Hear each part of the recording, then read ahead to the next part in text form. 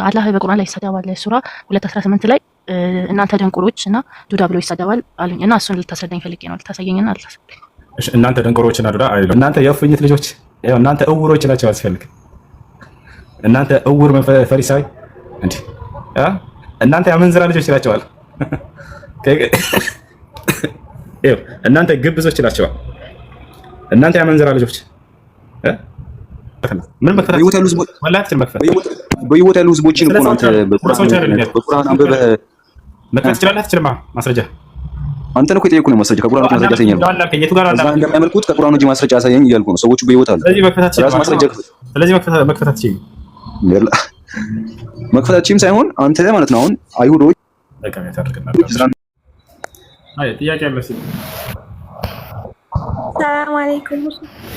ወአለይኩም ሰላም ወራህመቱላሂ ወበረካቱ።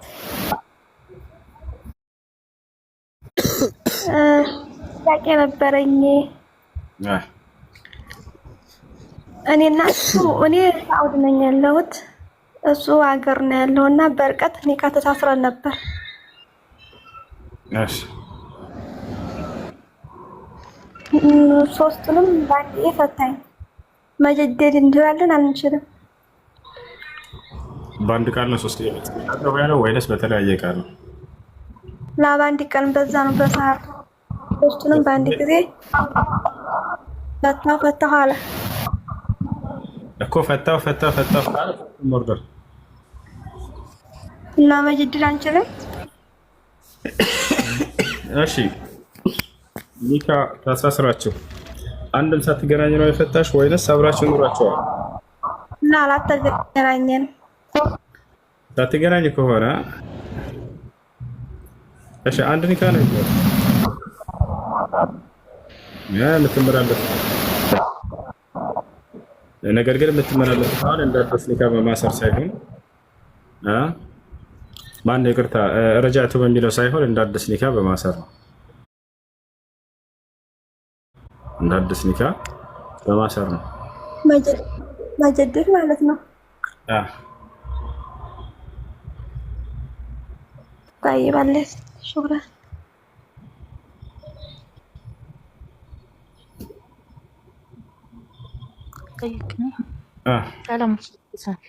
ሰላም ነው።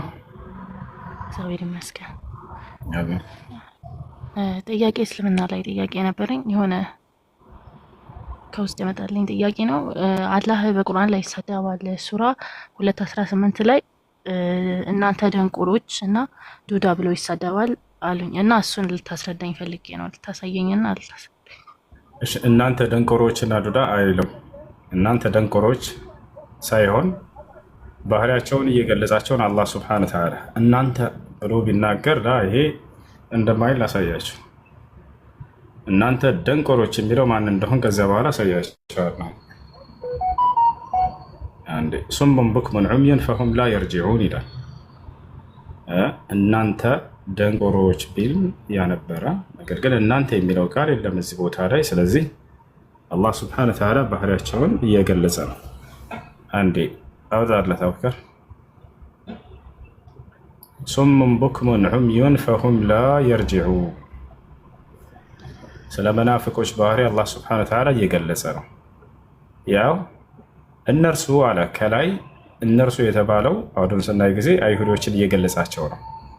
እነርሱ ማናቸው? መናፍቆች። መናፍቆች ቁርአንን ይሰማሉ ግን እንዳልሰሙ ናቸው።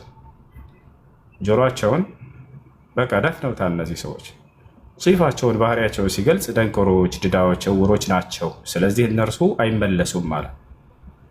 ነገር ግን እናንተ ደንቆሮች የሚለው ማን ነው ወደሚለው ስንሄድ ጊዜ ቀጥታ እያናገራቸው የሚያስተምራቸው ሰዎች እናንተ ደንቆሮች የሚለው ኢየሱስ ክርስቶስ ያው መጽሐፍ ቅዱስ ላይ እናንተ ደንቆሮችና እውሮች የሚለው ኢየሱስ ነው። ሓሻ ወከላ አን የቁል አልመሲህ ሃዛ ልከላም መሲሁ ዒሳ ዓለይህ ሰላም ታላቁ ነቢይ ይህን ከመናገር በጣም የራቀ ነው። መጽሐፉ ዋሽቶበት ነው ብለን እኛ ምናምነው። የሚያስተምረውን ህዝብ አንተ ደንቆሮ ብሎ አያስተምርም መሲሁ። ገብታችኋል ነው እናንተ ደንቆሮዎች እያለ ብዙ ቦታ ላይ ኢየሱስ ይናገራል። ይሄ ነው እናንተ የእፉኝት ልጆች ወይንም የእባብ ልጆች እያለ ይሰልባቸዋል ሲፈልግ። የእባብ ልጅ እያለ እናንተ የእባብ ልጅ እያለ ሲያስተምር አስበዋል። እናንተ የእፉኝት ልጆች እናንተ እውሮች ይላቸዋል ሲፈልግ። እናንተ እውር ፈሪሳዊ እንዲህ እናንተ የአመንዝራ ልጆች ይላቸዋል።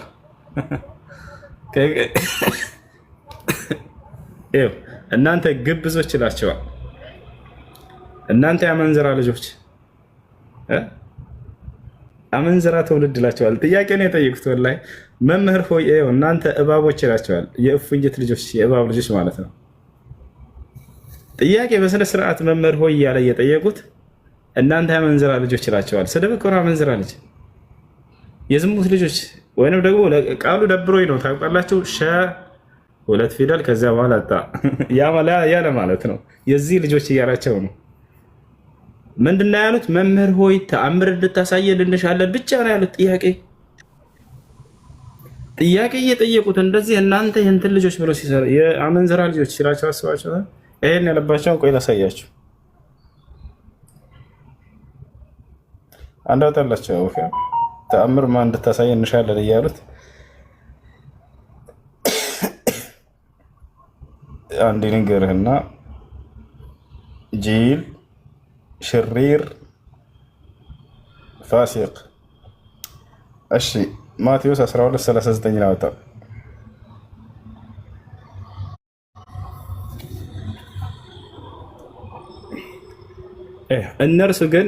እርሱ ግን እንዲህ አላቸው ይላል። አንዴ ምን እንዳሉት ተመልከት። ከላይ ከ38 ዝቅ አድርገው በዚያን ጊዜ ከጻፎችና ከፈሪሳውያኖች አንድ መለሱና ተመልከቱ። ወላሂ በስርዓት ነው ጥያቄ የጠየቁት። አክብረው መምህር ሆይ አሉት፣ ከአንተ ምልክት እንድናይ እንወዳለን አሉት። ተአምር አሳየና ያሉት። አሁን እንዲህ ብሎ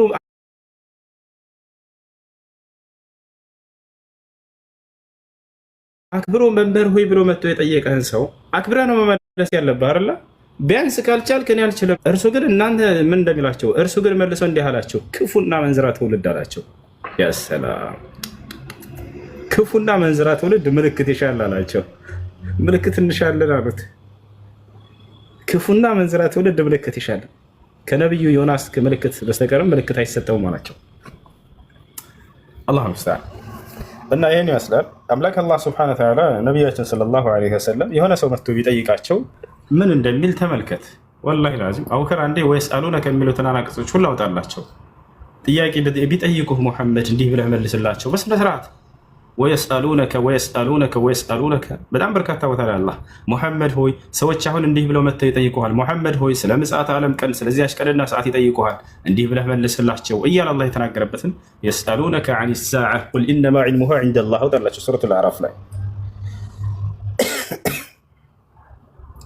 ይሄ የዒሳ የኢየሱስ የመሲሁ ስርዓት ሆኖ አይደለም መጽሐፉ ነው የዋሸበት ነው የምንላቸው። መሲሁ ዒሳ ወይም ኢየሱስ ከዚህ አይነት አመላለስ ወላሂ በጣም የጸዱ ናቸው። ምን ብሎ ቁርአን ላይ ይመልስ ነበር የሚለውን ብታዩ ያ በኒ እስራኤል እያለ በስነ ስርዓት እናንተ የእስራኤል ልጆች ወይ እያለ ነው የሚያስተምራቸው። ተመልከቱ ነቢዩ ሰለላሁ ዐለይሂ ወሰለም ሲጠየቀው ምን ብለው እንደሚመልሱ የስአሉነከ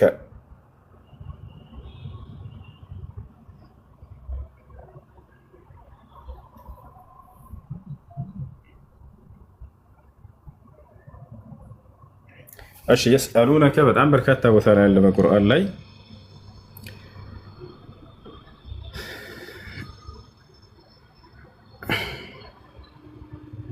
እሺ ለምሳሌ ተመልከቱ ቦታ ላይ ከሰዓቲቱ መቼ እንደምትረጋ እንደምትመጣ ይጠይቁሃል።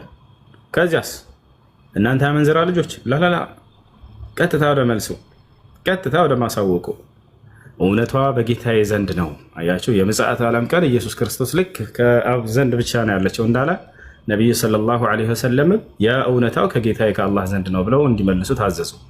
እውነቷ ከጌታዬ ከአላህ ዘንድ ነው። ላ የጀሊሃ ሊወቅቲሃ ኢላሁ የእርሷን ጊዜ ከእርሱ በስተቀር ሌላ ማንም አይገልጣትም በላቸው እያለ ይናገራል። አሁንም ልክ እንዲሁ በሌላ ቦታ ላይ ወየስአሉነከ የሚል እናሳያቸው።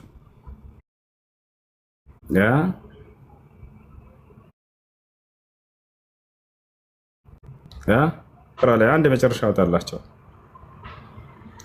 ሱረቱል በቀራ 215 ላይ በቃ እሱንም እንዲሁ ሰዎች ከሰዓቲቱ ይጠይቁሃል፣ እውቀቷ አላህ ዘንድ ብቻ ነው በላቸው። ያውና ተመልከት። ቀጥታ ወደ መልስ ነው።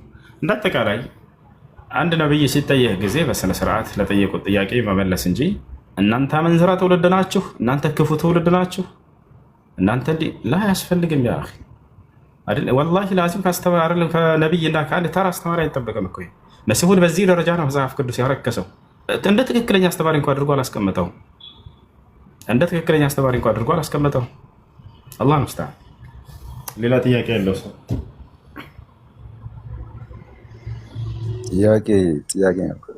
እሺ ጥያቄ ምንድን ነው? ቂያማ ቀን ላይ ማለት ነው የሚጠየቁት ማን ናቸው?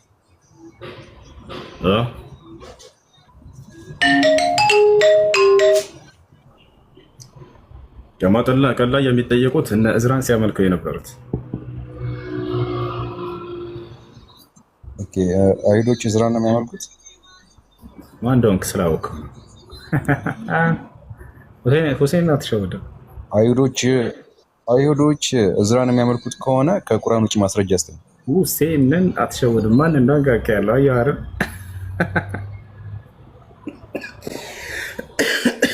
እሺ ማስረጃ አስተኝ እኮ አልኩ።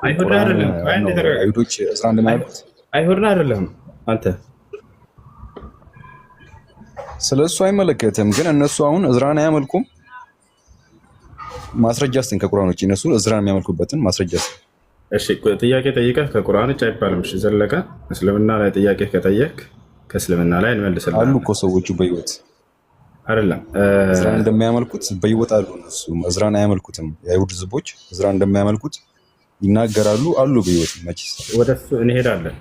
ቁርአን ላይ ጥያቄ ከጠየቅ ከቁርአን ወደሱ ግባ። እኔ የእሱ መልስ ከመለስክልኝ ዛሬ ነው ሻሂዳ የሚይዘው። አንተ ሻራ እንድትይዝ አይደለም እባክህ፣ እንድታውቅ ነው። ከማየምነት እባክህ አትመልሰውም። አንተ አይደለም ኡስታዞች አይመልሱትም። ያለ ተረጋጋ። ለመለስለት ያፈከተ ያለ እሺ ማለት ግን ከቁርአን አልፈልግም። አይ ከቁርአን አይፈልግም። ይሄ ነው በቃ። ክርስቲያኖች ከሙስሊሞች ፊት መጥተው ስለ ቁርአን እና ታዲያ ሰዎች እኮ ይወጣሉ እኮ ጀለስ የሚያታድርግ ክርስቲያኖች እኛ በሌለንበት ቁርአን ላይ እንደፈለጉ ይፈተፍታሉ አይደለ? ከኛ ከሙስሊሞች ፊት ግን መጥተው በቁርአን ላይ ያወሩ አይችሉም። ወላሂ አይችሉም። በሌለንበት ቁርአን እንዲህ ነው፣ ሐዲስ እንዲህ ነው። ይሄ ትችላላችሁ። ከኛ ፊት ግን መጣችሁ እስኪ ከቁርአን ጥያቄ ጠይቁና መልስ ካላጣችሁ እኛ ሰው አይደለም። መልክም እያለ አይ ቁርአን ብሎኛ ነግሮኛል ትለዋለህ። በቃ አሁን ስለዚህ የሚያታድርግ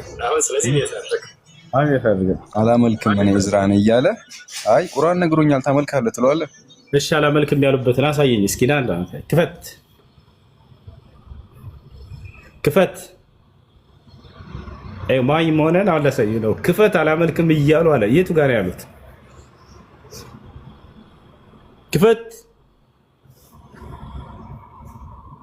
ክፈት ዘለቀ። ወላሂ አንድ የሚያውቀው ነገር የለም። በጌታ ስምለር ነው። ክፈት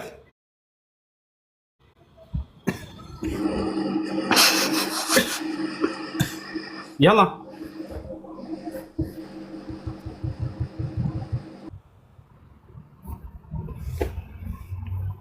አሁን ነው ሙስሊም ሆኖ አንተ ከቁርአን ውጪ አይሁዶች አናመልክም እያሉ አልክ። የቱ ጋር አናመልክም ያሉት? እስኪ አንተ አሳየን። ክፈትና ምንም መክፈት በህይወት ያሉ ህዝቦች ወላሂ አትችልም መክፈት። በህይወት ያሉ ህዝቦችን እኮ ነው አንተ በቁርአን አንብበህ መክፈት ትችላለህ አትችልም? ማስረጃ አንተን እኮ የጠየኩህ ነው። ማስረጃ ከቁርአን ውጪ ማስረጃ አሳየኝ። የቱ ጋር እንደሚያመልኩት ከቁርአን ውጪ ማስረጃ አሳየኝ እያልኩ ነው። ሰዎቹ በህይወት አሉ። ስለዚህ መክፈት አትችልም። ራስ ማስረጃ ክፈት። ስለዚህ መክፈት አትችልም። መክፈታችንም ሳይሆን አንተ ማለት ነው አሁን አይሁዶች እዝራን ነው የሚያመልኩት ካልክ ከቁርአን ውጪ ማስረጃ ያሳይ። ማድረግ አይቻልም። ክርስቲያኖች መታቸው ጥያቄ ሲጠይቁ ጊዜ እንመልስላቸዋለን፣ ችግር የለውም። ግን ያንን አቋም ያዙት እንጂ በቤታችሁ ቁጭ ብላችሁ እንደፈለጋችሁ ቁርአን ላይ እንደምትፈላሰፉ እዚህ መታችሁ በቁርአን ላይ አውሩ እንጂ ከቁርአን ውጭ ነው ማስረጃ እንፈልገው ይላቸዋል። ምክንያቱም ውሸታም ስለሆኑ ማለት ነው። በቤታቸው ብቻ ነው የሚያወሩት ስለ ቁርአን። በፍጹም መጥተው ስለ ቁርአን ከኛ ፊት ማውራት አይችሉም። ከታቸዋል ሲቀጥል ማንነታቸው ክዳ ይመጣሉ። አይሁድ አይደለም ክርስቲያን ነው። ግን እኔ አይሁድ ነኝ ብሎ በሌላ እንትን መጣ።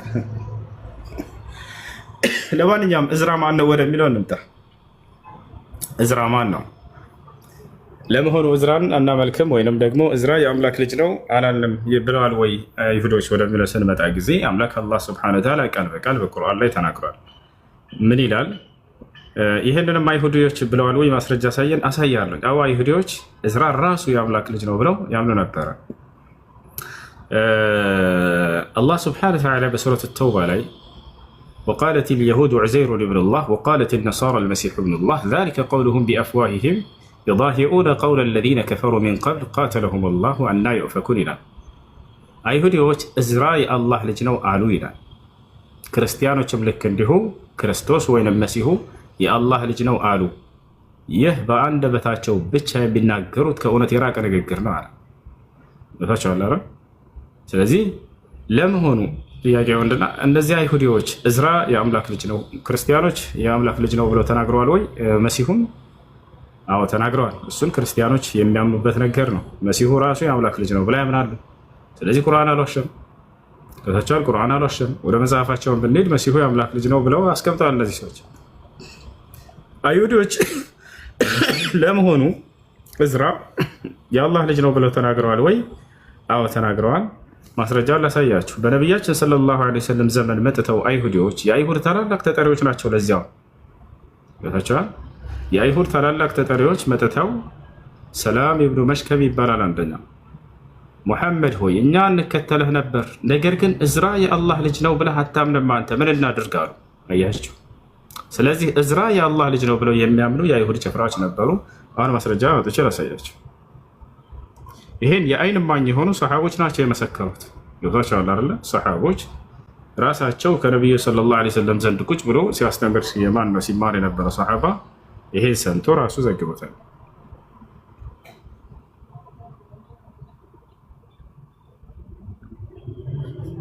እሺ ያውና وقالت اليهود عزير ابن الله ይላል። እዚህ ጋር ወረድ ስትሉ ጊዜ حدثنا أبو كريب قال حدثنا يونس بن بكير قال حدثنا محمد بن إسحاق قال حدثني محمد بن أبي محمد مولى زيد بن ثابت قال حدثني سعيد بن جبير أو عكرمة عن ابن عباس. ابن عباس نتعلق صحابه. أيسمع من اللي أيسمع شو؟ أيسمع من كويتية أشمل كان يا أنا من الهلال قال عن ابن عباس بن علاء أتى رسول الله صلى الله عليه وسلم ولا نبي صلى الله عليه وسلم قال ماتوا من سلام بن مشكم ونعمان بن أوفى وشأس بن قيس ومالك بن الصيف እነዚህ አራት ታላላቅ የአይሁድ ተጠሪዎች ናቸው በነብዩ ሰለላሁ ዐለይሂ ወሰለም ዘመን። እነዚህ መጡና ምን አሉ? ፈቃሉ እንዲህ አሉ፣ ከይፈ ነተቢዐክ እንዴት እንከተልሃለን ሙሐመድ፣ ወቀድ ተረክተ ቂብለተና የእኛን ቂብላ ትተሃልና። በእርግጥም ትተሃል።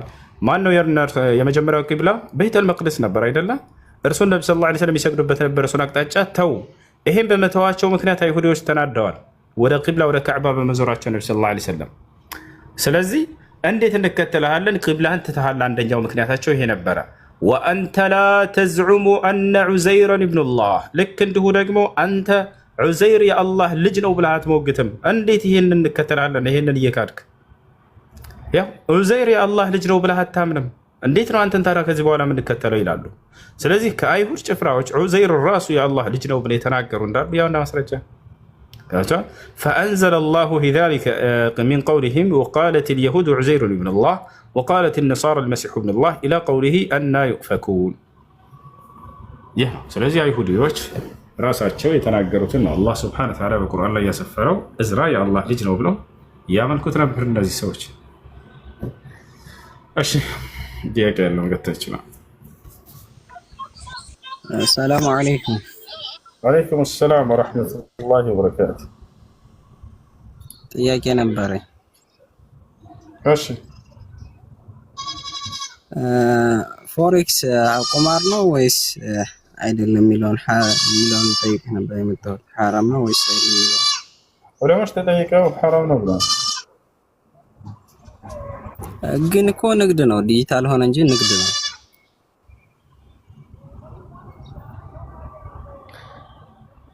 ኦኬ የንግዱ ስርዓት እንዴት ነው?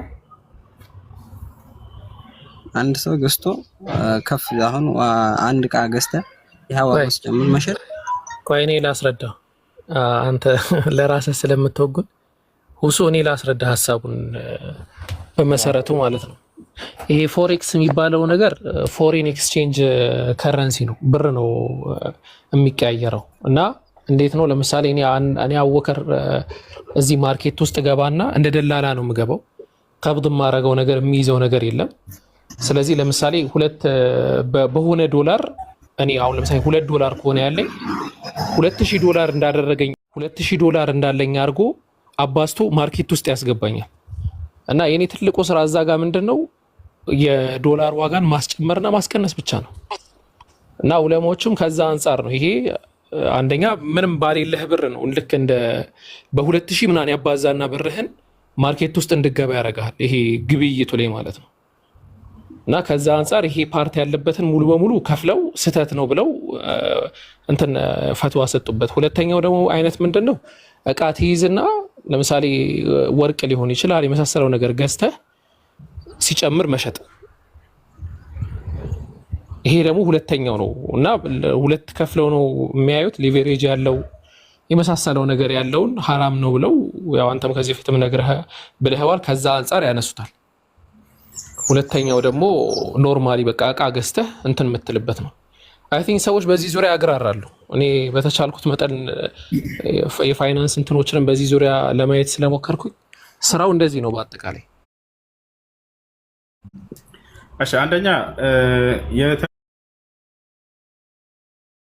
የተለያዩ የገንዘብ አይነቶች ከሆኑ የግድ ተቀቡድ ያስፈልጋል። ይሄ ተቀቡድ የለውም አይደል? አውከር መቀባበል የሚባለው ነገር አይከሰትም በውስጡ አይሆንም። ይህ ሰዎችን መጭበርበር፣ መክሰር መሰረት ማነው ለዚያ የሚዳርግ የሆኑ ስራዎችን ሁሉ ኢስላም እንትን አይላቸው። በዚህ ላይ እና ምንድን ነው ዲጂታል መጠቀም አሁን ዲጂታል ነው ለወደፊት እሱ አሁን ላይ የሆነው ዲጂታል ሆነ ማለት ነው። እሱ አይቻልም እያልከኝ ነው? እንትኑን የግብይቱን ስርዓት ነው ወንድም። እና ሁለቱም አይቻልም። የወርቅ ገዝተህ የወርቅ ዋጋ ውስጥ ገብተህ እዛ ገዝተህ ከረንሲ ምናምን ተቀይሮ አይቻልም ያልከኝ ነው? ከዶላሩ أو بنظام الفوركس صدر فيه قرار من مجمع الفقه الإسلامي بالتحريم والمنع. لما ببلنا فتوى أنت تفلقوا الله لسا تفلقوا حرام ده هنا صدر قرار من مجمع الفقه الإسلامي بالتحريم والمنع. حرام لو يمي لنا كرسو يميك لك اللي هنا فتوى تقيتوال علموش وينظر في نص القرار في جواب السؤال كتر اسكندال يعني أننا نبالنا. وما جاء في القرار من أسباب التحريم لم يسلم ما يسمى بالفوركس بالإسلام من أكثر لم يسلم ما سمي بالفوركس الإسلامي من أكثره. فأسباب التحريم التي ذكرها المجمع ما اشتملت عليه من الربا الصريح قلت هنا ولت دوستو سلاتك على المتمثل في الزيادة على مبلغ القرض بتبدر وبدر لاي بمتبدر بدر لاي يتوصل تجمعي نقر مجنيته يا رجمو نبياتنا صلى الله عليه وسلم حديث لاي كل قرض جر نفعا فهو ربا بلو تناقره ما ننيا ترفني عسكرية بالدراينة تقول له تجي تنبتون يا ولدنا. المسمى رسوم التثبيت فهي من الربا المحرم.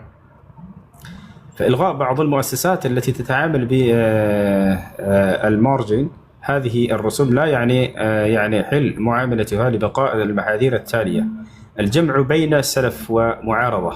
وقد ذكرت أنهم يقرضونك مجانا. وقد ذكرت أنهم يقرضونك مجانا. وقد ذكرت أنهم لا يقرضونك مجانا وإنما لتشتري وتبيع من خلالهم فيستفيدون الفرق. أشي سيابدروه كأن نرسوج للابوت هاي تمهيرة أن لا تنقر مسفرت أدرقون على اللي يابدروه. أيوة الزابة على النرس اللي تكموا بنار له ብዙ አይነት እዛ ጋር የምትጠቀመው ነገር አለ የምትገበያየው ማለት የጠየቀው ነው መልሰው እንደም እንድትረዳ ዘንድ ከዚያ በኋላ አንተ አበደሩህ አይደለ ከዚያ በኋላ የትም ሂደህ አትሰራም። በዚያው ከእነርሱ ጋር ብቻ ነው ያንን እንድትነግርና እንድታባዛ እንድትሰራ የሚያደርጉ። ከዚያ በኋላ ከአንተ የሚጠቀሙት ነገር አላቸው በማበደራቸው አይደለ? ከኔ የሚጠቀሙት ኮሚሽን አላቸው። አይዋ አይ ኧረ ይሄ ራሱ ወለድ ነው። ኩሉ ቀርድን ጀረ ነፍዐን ፈሁወ ሪባ። አንደኛው ይሄን የጠቀሱበት ምክንያት ጃአ ፊል ቀራር አልመጅመዕ ታኒያ። ሁለተኛ የመጣው ነገር ምንድነው? أن اشتراط الوسيط على العميل أن تكون تجارته عن طريقه يؤدي إلى الجمع بين سلف ومعارضة السمسرة، وهو يعني في معنى الجمع بين سلف وبيع المنهي عنه شرعا في قول رسول الله صلى الله عليه وسلم لا يحل سلف وبيع. الحديث رواه أبو داود والترمذي وقال حديث حسن صحيح، وهو بهذا يكون قد انتفع من قرضه. وقد اتفق الفقهاء على أن كل قرض جر نفعا فهو من الربا المحرم. عند سوق የሚያበድረው ብድር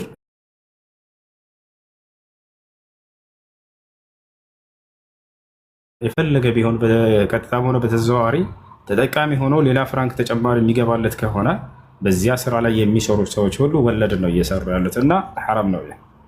ሌላው ዓደም ሑሱል ግን እኮ ወለድ የለውም። አንተ ከተቀበልክ በኋላ ገብተህ በራስህ ብር ዶላር የምታስገባውን በዛ ጋር አስገብተው ከተጫወት ወለድ አይኖረውም ላንተ። ወለድ ማለት ግን መጠን አለው። ወለድ ማለት ነው ማለት ነው። ስለ አንተ የሚጨምር ነገር የለውም ነው የምልህ። ከአንተ ከገንዘብ ውጭ የሚጨምር የሚቀንስ ነገር የለውም ነው የምልህ። እንደምን አልክ? እነዚህ ሰዎች ያበድሩሃል። ከዚያ በኋላ እዛው ውስጥ ከእነርሱ ውጭ ሌላ ቦታ ሄደህ መስራት አትችልም። እነርሱም በዚያ ነገር ተጠቃሚ ይሆናሉ። የተወሰነም ቢሆን የሚገባላቸው ተጨማሪ ፍራንክ ይኖራል። እሱ አለ። እሱ እኮ ነው ወለድ ማለት ነው።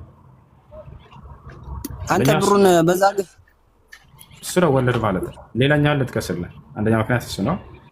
ሌላኛው عدم التقابض عدم حصول القبض فيما يشترط فيه القبض መቀባበል መስፈርት የሚሆንባቸው ነገራቶች ላይ መቀባበል አለመከሰቱ كبيع العملات والذهب والفضة وهذا من الربا የገንዘብ አይነቶችን ሊሆን ይችላል፣ ወርቅ ሊሆን ይችላል፣ ብር ሊሆን ይችላል። ግብይት በምታደርጉ ጊዜ መቀባበል መስፈርት ነው። ነብያችን ሰለላሁ ዐለይሂ ወሰለም ተቃቡጥ ግዴታ አድርገዋል። الذهب بالذهب الفضة بالفضة يدا بيد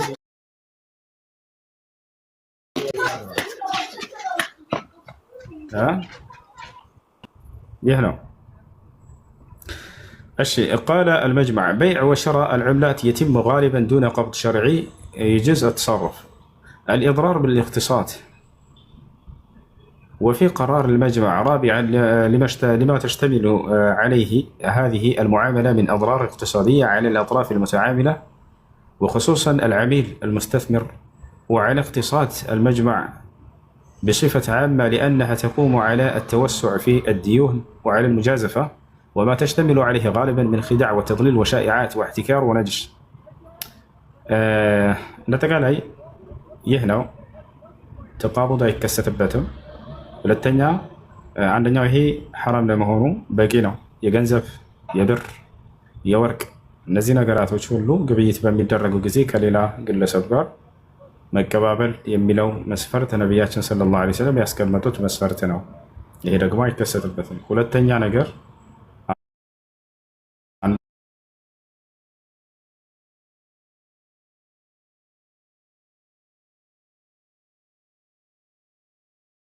ይባቻ ይህ ደግሞ ሐራም ነው። ነቢያችን ሰለላሁ ዐለይሂ ወሰለም ኩሉ ቀርድን ጀረ ነፍዐን ፈሁወ ሪባ ብለዋል።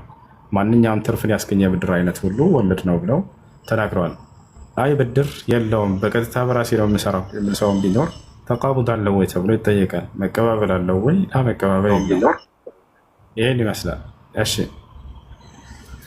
ተጨማሪ ደግሞ ምን አለ መሰለ ሁሱ እንትንም አለው ጋምብሊንግም አለው። ይሄ እንደ ቁማር የምንለው ነገር ማለት ነው። አሁን ስራው ራሱ ፎሬክስ የሚባለው ነገር የሚሰራው ሁለት የሆኑ ለምሳሌ የኢትዮጵያ ብር ወይስ የኢትዮጵያ ወይስ የሆነ ሀገር ዩሮ ወይ ደግሞ የእንትን የአሜሪካ ብር ወይ የጃፓን ምናምን የን ትልና ሁለቱን ነው የምታነጻጽረው። ብድር የለውም የምትሉ ሰዎች ሊቨሬጅ ማለት ሲምፕሊ ብድር ማለት ነው። ሊቨሬጅ ማለት ብድር ማለት ነው። ያለ ሊቨሬጅ የሚሰራ አለ ወይ? አዎ ሊኖር ይችላል። የሚሰራ ባይኖርም አንድ ማዕቀፍ አይደለም። እንግዲህ ይሄ ዑለማዎች የሰጡት ፈትዋ አንድ ማዕቀፍ አይደለም። ለምሳሌ ሊቨሬጅ ይሄ ብድር ተብሎ የሚገለጸው ሊቨሬጅ ነው። በ200 ብር ኖሮ አንተ 2000 ብር እንዳለ ያስቀምጡልሃል። ስለዚህ ሊቨሬጅ የለውም አይደለም። ሊቨሬጅ ያሌለው የተወሰኑ ሊኖሩ ይችላሉ። እነሱም ደግሞ ቢሆኑ ተቃቡድ የለባቸውም። አንደኛ፣ ሁለተኛ ጋምብሊንግ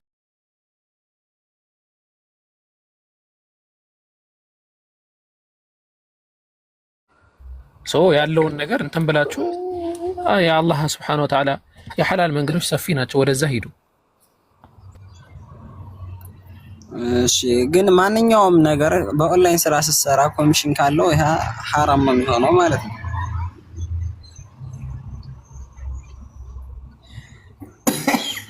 ወንድም መቀባበል አለው የለውም? የለውም። ልክ እንዲሁ ያ ያበደረህ አካል ካንተ ተጠቃሚ ይሆናል ወይ? አዎ ይሆናል። ይሄ ብቻ በቂ ነው ሐራም ለመሆኑ። ሐዲስ እየነገርከው ነው ነቢያችን ሰለላሁ ዐለይሂ ወሰለም ኩሉ ቀርድን ጀረ ነፍዐን ፈሁወ ሪባ ነው። ማንኛውም ትርፍን ያስገኘ ብድር አይነት ወለድ ነው። በቀጥታ ቢሆን በተዘዋዋሪ ያ አካል ከአንተ ተጠቃሚ እንደሚሆን ባበደረህ ብድር ምክንያት ለታች አለርላ ያ ነው። ይሄ ነቢያችን ሰለላሁ ዐለይሂ ወሰለም ግልጽ ወለድ ነው ብለው ማን ነው ሐራም ነው ወለድ ነው ብለው የተናገሩት።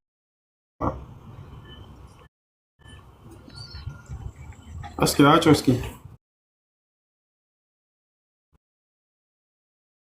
የሚችሉ ሰዎች የሚረዱ ሰዎች ካሉ አንተ እንዳልከው መርዳቱ ከክፋት ምናምን አንጻር ሳይሆን አሁን ሁሉም ሰው ሲመጣ ልክ ሁሱ እንዳለው ሁሉም ሰው እንትን እያሉ ማስተናገድ አስቸጋሪ ነው። እንግዲህ ይሄ አላህም እንትን የሚለው አይደለም። እናንተ ብትችሉ ካሁን በኋላም የእርዳታ ቤቶች አሉ ይመስለኛል አይደለም? ቲክቶክ ሰፊ ነው በጣም እንደምናየው። እነዚህ አይነት የእርዳታ ቤቶች ላይ ብትሄዱ፣ ምክንያቱም ዲኑ ራሱ አንድ ሰው ሁሉ ነገር ማድረግ ስለማይችል ማለት ነው። ምናልባት ካሁን በኋላ ላለው ያሁኑ ላይ ሳይሆን ካሁን በኋላ ላለው ኢንሻአላህ እየሄዳችሁ እንደዛ አድርጉ። አንድ ሲቀጥል ደግሞ መርዳት የምትችሉ ሰዎች ካላችሁ እገዙት። ግን በጣም የምነግራችሁ ነገር ማለት ነው ይሄንን ሐሳብ በዚህ እንትን ልበልና ግን ሁሉንም ሰው በቃ ዱንያ ላይ መርዳት አይቻልም። ብዙ ችግረኛ ነው ያለው አሁን ከታች ራሱ በተመለከቱ ማለት ነው። ስለዚህ ኢንሻአላህ የምትችሉ ሰዎች ካላችሁ እንትን በሉ፣ ለመርዳት ሞክሩ እና እንደዛ ቢሆን የተሻለ ነው። አንድ ሰው ቢያሳክመው ለምሳሌ አንድ ሰው ነው ይወስደዋል ይበልና ያሳክመው። ነብዩ እንደዛ ነው። አንሳሮች ያ የሙሃጂሮችና የአንሳሮች ታሪክ ያው ሁሱ ይነግረናል። እርዱ ምናምን እኮ አይደለም ያሉት። በቃ ያዘውና አቋቁመው አንዱን ከዛ ከተቋቋመ በኋላ ተለቀዋል እንጂ የሆነ 10 ብር ምናምን ስትሰጥ ምናምን አይደለም። ስለዚህ ኢንሻአላህ እኔ ነይቶ አንድ ሰው ነው ያሳክመዋል ይበልና ትምህርቱ ቢቀጥል ጥሩ ነው። መርሐባ ጀዛከላሁ ኸይር። እሺ በቪዲዮ አውጪው እስኪ ካለ እና የምትችሉ ሰዎች ካላችሁ አግዙት። ባረከላሁ።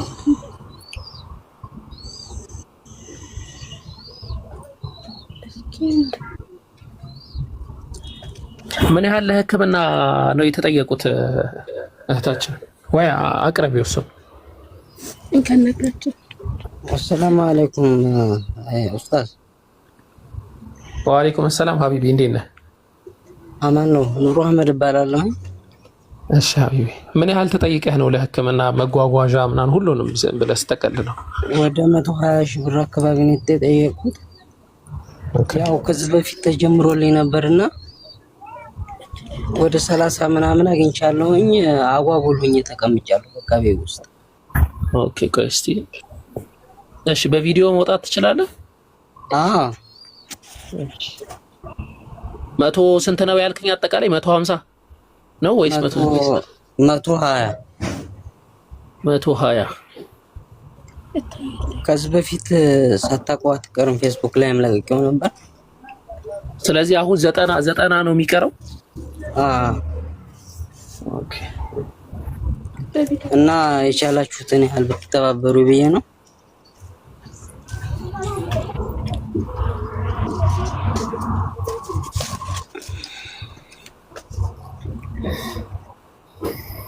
ዝም ብለን አሁን በስንት ሰው አሁን ብዙም በቪዲዮ ባይወጣ ጥሩ፣ አንድ ጊዜ ከታየ ይበቃል።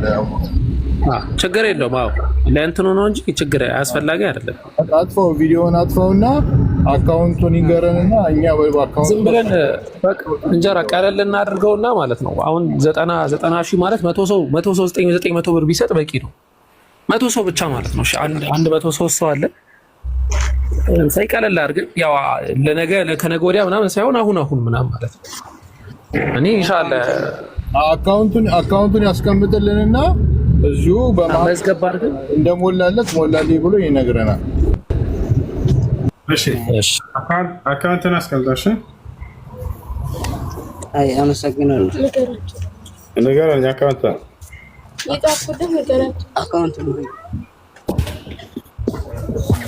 አሁን የምትከታተለው አካውንት 1000 ኦኬ። አንዴ 1000 72 71 71 ነው። ይሄ 74 ነው። እርግጠኛ ሆነ 1072 71 63 29 1 አቤት ልጆች ስሙን ይንገረን። ኑሩ አህመድ ታደሰ ነው። አንዴ ተደግመዋለህ ሀቢቢ 1060 ስንት 60 ሳይሆን 1000 እሺ 72 71 63 29 1 እንዳልኳችሁ በቀላል ስሌት 900 ብር 100 ሰው ብቻ ማለት ማውጣት ይችላል። እንግዲህ ሰዎች አግዙ። ተባረከላሁ ፊኩም። እንደምታያት ናት እንግዲህ ቤታችን የምንኖርባት። አብሽር ትታከማለህ ኢንሻአላህ። አብሽር መርሃባ። እሺ መርሃባ።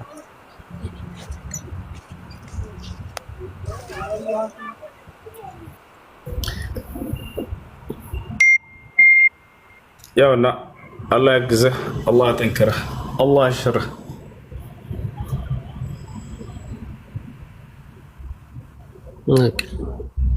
እኛም ያቅማችንን እናስገብተናል ኢንሻአላህ። አላህ አፊያ አድርግ። ቶሎ አድርጉትና ኢንሻአላህ ወደ ቀጣይ ሀሳብ እንበል። እኔ በቅድሙ ጥያቄ ላይ ጥያቄ አለኝ። ሁሱ በቀብድ ጉዳይ ቀብድ ብለው የሚበሉ በኋላ እኮ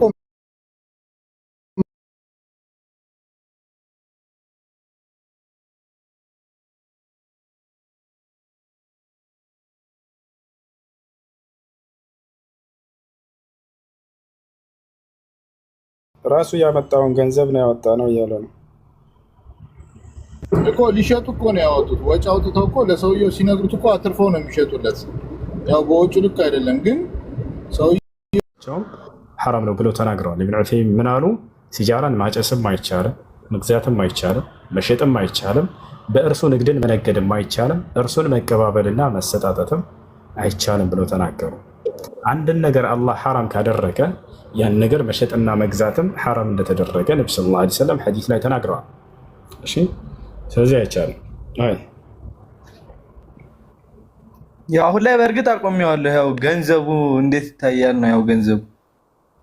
እሺ በሐራም ምንጭ የተገኘ ገንዘብ ሐራም ነው፣ ያን መብላት አይቻልም። ሼክ ሷሊህ አልፈውዛን በዚህ ጉዳይ ተጠይቀው ነበር። በሐራም ምንጭ ያገኘሁት ገንዘብ አለ ምን ላድርገው አላቸው። ተሰደቅ ይህ አንድን ለድሃ ስለተቸገሩ ምስኪኖች ካሉ እነሱ ትሰጠዋለህ። ነገር ግን ያ ሰው ያለፈ ስራ እስከሆነ ያ ከብዙ ዓመታት በፊት የሰራው ነው። አሁን አልፏል። አሁን ከዚያ በኋላ አሁን እንዳልከው ከ2 ዓመት በፊት የነበረ ነው። አሁን ላይ ሐላል ስራ ነው ያዝከው። ያ ያለፈ ከሆነ ተውበት አድርግ። እንዲሁም በቻልከው አቅም ለድሃዎች ለምስኪኖች ሰደቃ ማድረግ። እሺ ቴንኪው። መርሐባ። ጫት መቃም ይቻላል ወይ ይላል ኮሜንት ላይ። ለፍየሎች ከሆነ ሐላል ነው፣ ይቻላል፣ ችግር የለውም። ስኳር፣ ለውዝ ምናምን ጨምር አድርግላቸው እንዲጣፍጣቸው። ጫት የፍየሎች ሐቅ ነው። በሐቃቸው ላይ አትቃሟቸው። ለእናንተ የተፈጠሩ ሌላ ቅጠላ ቅጠሎች አሉ። ጎመን፣ ጥቅል ጎመን፣ ቀይ ስር፣ ቢጫ ስር፣ ነጭ ስር፣ አረንጓዴ ስር ምናምን ጤፍ፣ ማሽላ፣ በቆሎ፣ ባኤላ፣ ዘንጋዳ፣ ጓያ፣ ምስር፣ ድፍን ምስር፣ ያልተደፈነ ምስር፣ ብዙ አይነት አለ። እነዚህ ሁሉ ለእናንተ ናቸው። ጫት ግን የፍየሎች ሐቅ ነው። ሸጀረት ልቃት የጫት ቅጠልን በተመለከተ ፈትዋ ተጠይቀው ነበር። ሼክ አብዱልዓዚዝ ብን ባዝ ቀደም እንዳልኳቸው እነዚያ ሁሉ ዑለሞች በዚህ ጉዳይ ተጠይቀው ኢብኑ ዑሰይሚን፣ ሳሊህ አልፈውዛን ሁላቸው እንዳለ ለጫት ተጠይቀው ሐራም ነው። ጥያቄ ያለው ማለት ነው።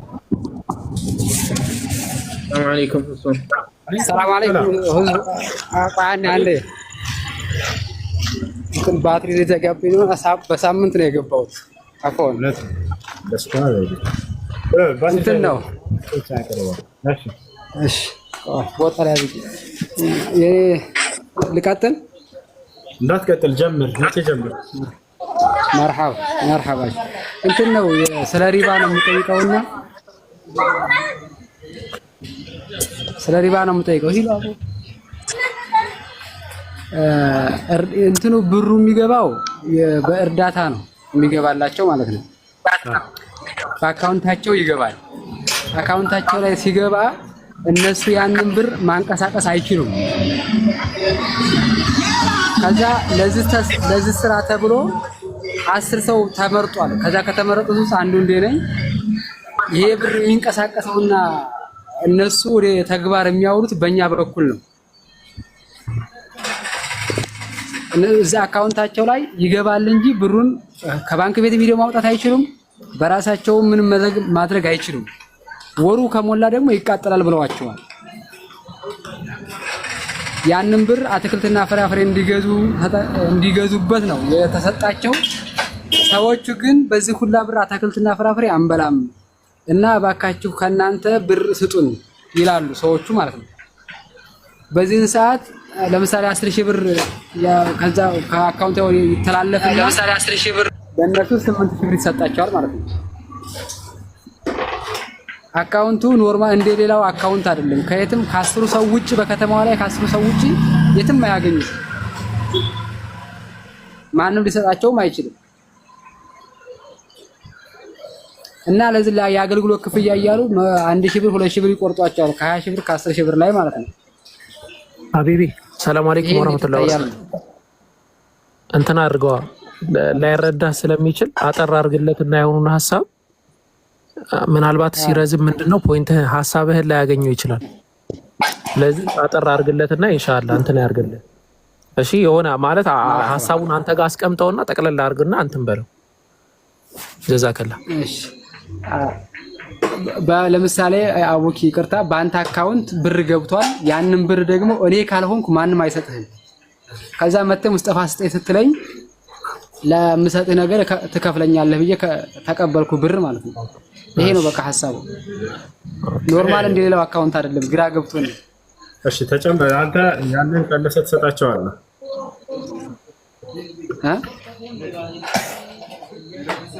ያ ገንዘብ ለእሱ የተገባው ገንዘብ 10,000 ሊገባለት ለአንድ ሰው ለምሳሌ 8,000 አድርገህ ምናምን አንተ ትሰጣቸዋለህ። እንደዚያ ነው።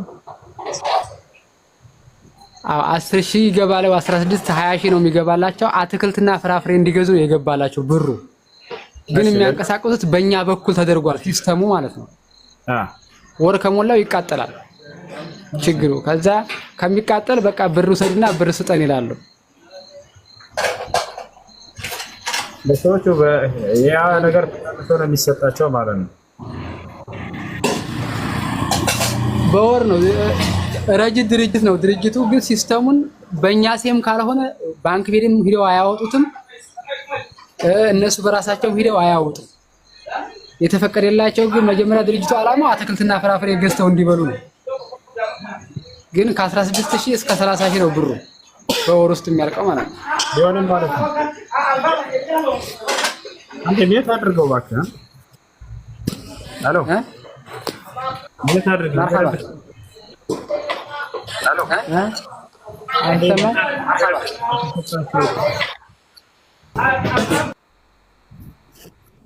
የሚረብሽ ቦታ ላይ ነው ያለው። ለማንኛውም ይህን ያክል ገንዘብ ስጧቸው ተብሎ ለእነርሱ ታዞላቸው ከሆነ ከዚያ እናንተ ቀንሳችሁ መስጠት ተገቢ አይደለም። ለሚስኪኖቹ ለድሃዎቹ የተወሰነላቸው ገንዘብ ካለ ያለን እናንተ አገልግሎት ብላችሁ ምንም ባልሰራችሁት ስራ መቀነስና መስጠት ተገቢ አይደለም፣ አይሆንም። ይሄ አላህ ስብሐነሁ ወተዓላ በቁርአን ላይ ያ አዩሃ ለዚነ አመኑ ላ ተእኩሉ አምዋለኩም በይነኩም ቢልባጢል ይላል። እናንተ ያመናችሁ ሰዎች ሆይ ገንዘባችሁን በመካከላችሁ አላግባብ በከንቱ አትበላሉ እያለ ይናገራል። አንዱ ሌላውን ገንዘብ ምንም ሳይሰራ ሊበላበት አይገባም። ስለዚህ ለእነሱ ስጧቸው ተብሎ በአማና ያንን ተቀብላችሁ ከሆነ እናንተ ያንን የታመናችሁበትን ነገር ለባለቤቶቹ ማድረስ ነው ያለባችሁ። ለዚያ ክፍያ ከጠየቃችሁ እናንተ ያንን ስጡ ያላችሁን አካል ሄዳችሁ ማሳወቅ አለባችሁ። እኛ ይሄን ለማድረግ ክፍያ እንፈልጋለን ካላችሁ ውል ተዋሉ ከባለቤቱ ጋር ከሚሰጣቸው አካል ጋር ይፈቻል። እንሰጣቸዋለን እሺ ተባብላችሁ ተስማምታችሁ ከሆነ ግን በተስማማችሁበት መሰረት መገኘት አለባችሁ። ይሄ ነው። እሺ ሰላም አለይኩም። እሱ አለይኩም ሰላም። አማን ነው? እንዴት ነህ? አልሐምዱሊላህ። ስለ ሐዲስ ጃሪያ ትንሽ እንድታብራራልኝ ፈልጌ ነበር። ሐዲስ ጃሪያ ግልጽ የሆነ ሐዲስ ነው። አንድ ምን ታድርጉት። በነቢያችን ሰለላሁ ዐለይሂ ወሰለም ጊዜ አንድ ሰው ነበር መዲና ላይ። ይህ ሰው አንዲት ፍየል በግ ምናምን የምትጠብቅለት አገልጋይ ሴት ነበረች። እችም ሴት እየጠበቀች እያለች ከዕለታት አንድ ቀን በመዘናጋት ምክንያት አንዷን ፍየል ተኩላ ይመጣና ይወስድባታል፣ ይበላባታል። በዚህን ጊዜ ወደ ሰውየው መጣችና ወደ አለቃዋ አንዷን ፍየል ተኩላ በላችብኝ ብላ ትነግረዋለች። በዚህ ጊዜ ይናደድና በጥፊ ይመታታል። ከመታት በኋላ ግን ይህ ሰሃባ ተጸጸተ። አላህም ኃጢአቴን ይቅር እንዲለኝ እርሷን ከባርነት ቀንበር ነፃ ላውጣት አለና ነገር ግን ሂጄ ነቢያችን ሰለላሁ ዐለይሂ ወሰለም መጀመሪያ ልጠይቃቸው አለ። ወደ ነቢያችን ሰለላሁ ዐለይሂ ወሰለም ጋር መጣና ጠየቃቸው። አንተ የአላህ መልእክተኛ ሆይ አንዲት ፍየል የምትጠብቅልኝ አገልጋይ ባሪያ ነበረችኝ እና በመዘናጋቷ ምክንያት አንዲትን ፍየል አስበላችብኝ። እኔም በዚያ ይህን ስትነግረኝ ተናድጄ መትቻት ነበር። አላህ ኃጢአቴን ይቅር እንዲለኝ እርሷን ከባርነት ቀንበር ነፃ ላወጣትን ፈልጌያለሁኝ። እርሶ ምን ይሉኛል አለ። የእቲኒ ቢሃ አሉት ነቢ ሰለላሁ ዐለይሂ ወሰለም። እርሷን ይዘህልኝ ና አሉት። ፈአታ ቢሃ እርሷን ይዟት መጣ ወደ ነቢያችን ሰለላሁ ዐለይሂ ወሰለም ጋር። ከዚያም በኋላ ነቢያችን ሰለላሁ ዐለይሂ ወሰለም ጠየቋት። አይነ አላህ ነው ያሉት። መጀመሪያ አላህ የት ነው ያለው አሏት። ከዚህ የምትረዱት አላህ የት ነው ብሎ አይጠየቅም፣ የት ነው ብሎ የጠየቀ ሰው ከፍሯል ምናምን የሚሉ ሰዎች አህባሾች ነቢ ሰለላሁ ዐለይሂ ወሰለም ምን ሊሏቸው ነው? ቃል በቃል ነው አይነ አላህ ብሎ የጠየቋት። ሰሓቦችም አይነ ካነ ረቡና ቀብለ አን የኽሉቀ ሰማዋት ወልአርድ ብለው ነቢ ሰለላሁ ዐለይሂ ወሰለም ጠይቀዋቸዋል። ሰዎች መጥተው ወማ አንከረ ዐለይሂም ነቢዩ ሰለላሁ ዐለይሂ ወሰለም ጌታችን አላህ ሰማይና ምድርን ከመፍጠሩ በፊት የት ነበር ብለው ሰሓቦች ጠይቀዋቸዋል። ሰዎች መጥተው ጠይቀዋቸዋል። መጥተዋል። እንዳም እዚያ ቦታ ላይ ኢብኑ ማጃህ ሲያስቀምጥ የሚገርማቸው ባቡን ባብ ፊማ አንከረት ልጀህሚያ ብሎ ነው ያስቀምጠው። ጀህሚዮች ስላስተባበሉት የሚናገር የሆነ ክፍል ይላል። ምን እያለን ነው? አላህ የት ነው የሚለውን ቃል ጀህሚዮች ናቸው ያስተባበሉት። ገብታችኋል አይደለ? ስለዚህ የጀህሚያ መንገድ ላይ ነው ያሉት አህባሾች። ለዚህም ነው ሼክ አልባኒ ረሒመሁላህ ተዓላ አልአሕባሽ ሙዓጢለት ልዓስር ወጀህሚየት ልዓስር እያለ ይናገራል። የዚህ ዘመን ሙዓጢላዎች ናቸው። አለዚነ ዩዓጢሉነ ሲፋት ላህ ዐዘ ወጀል ዩንኪሩነ ሲፋት ወልአስማ ኩልየ እነዚህ ናቸው። ወሃዛ ኸለሉን ፊ ተውሒድ አልአስማኢ ወሲፋት አለዚ ሁወ አስል ሚን ኡሱል ተውሒድ አሰላሳ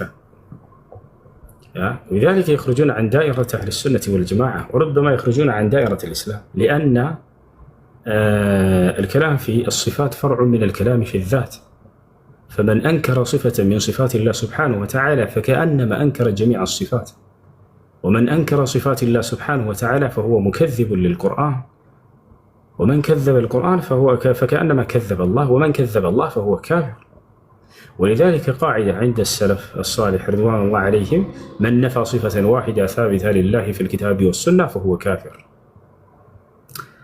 يهنا ندتك علي نبياتنا صلى الله عليه وسلم يشيسيت بلو طيقات أين الله علات الله يتنو علات كذاب ولا من على ترسى في السماء ارسوك سمايات كل بلاينو علات في السماء يعني على السماء لأن كلمة في تأتي بمعنى على.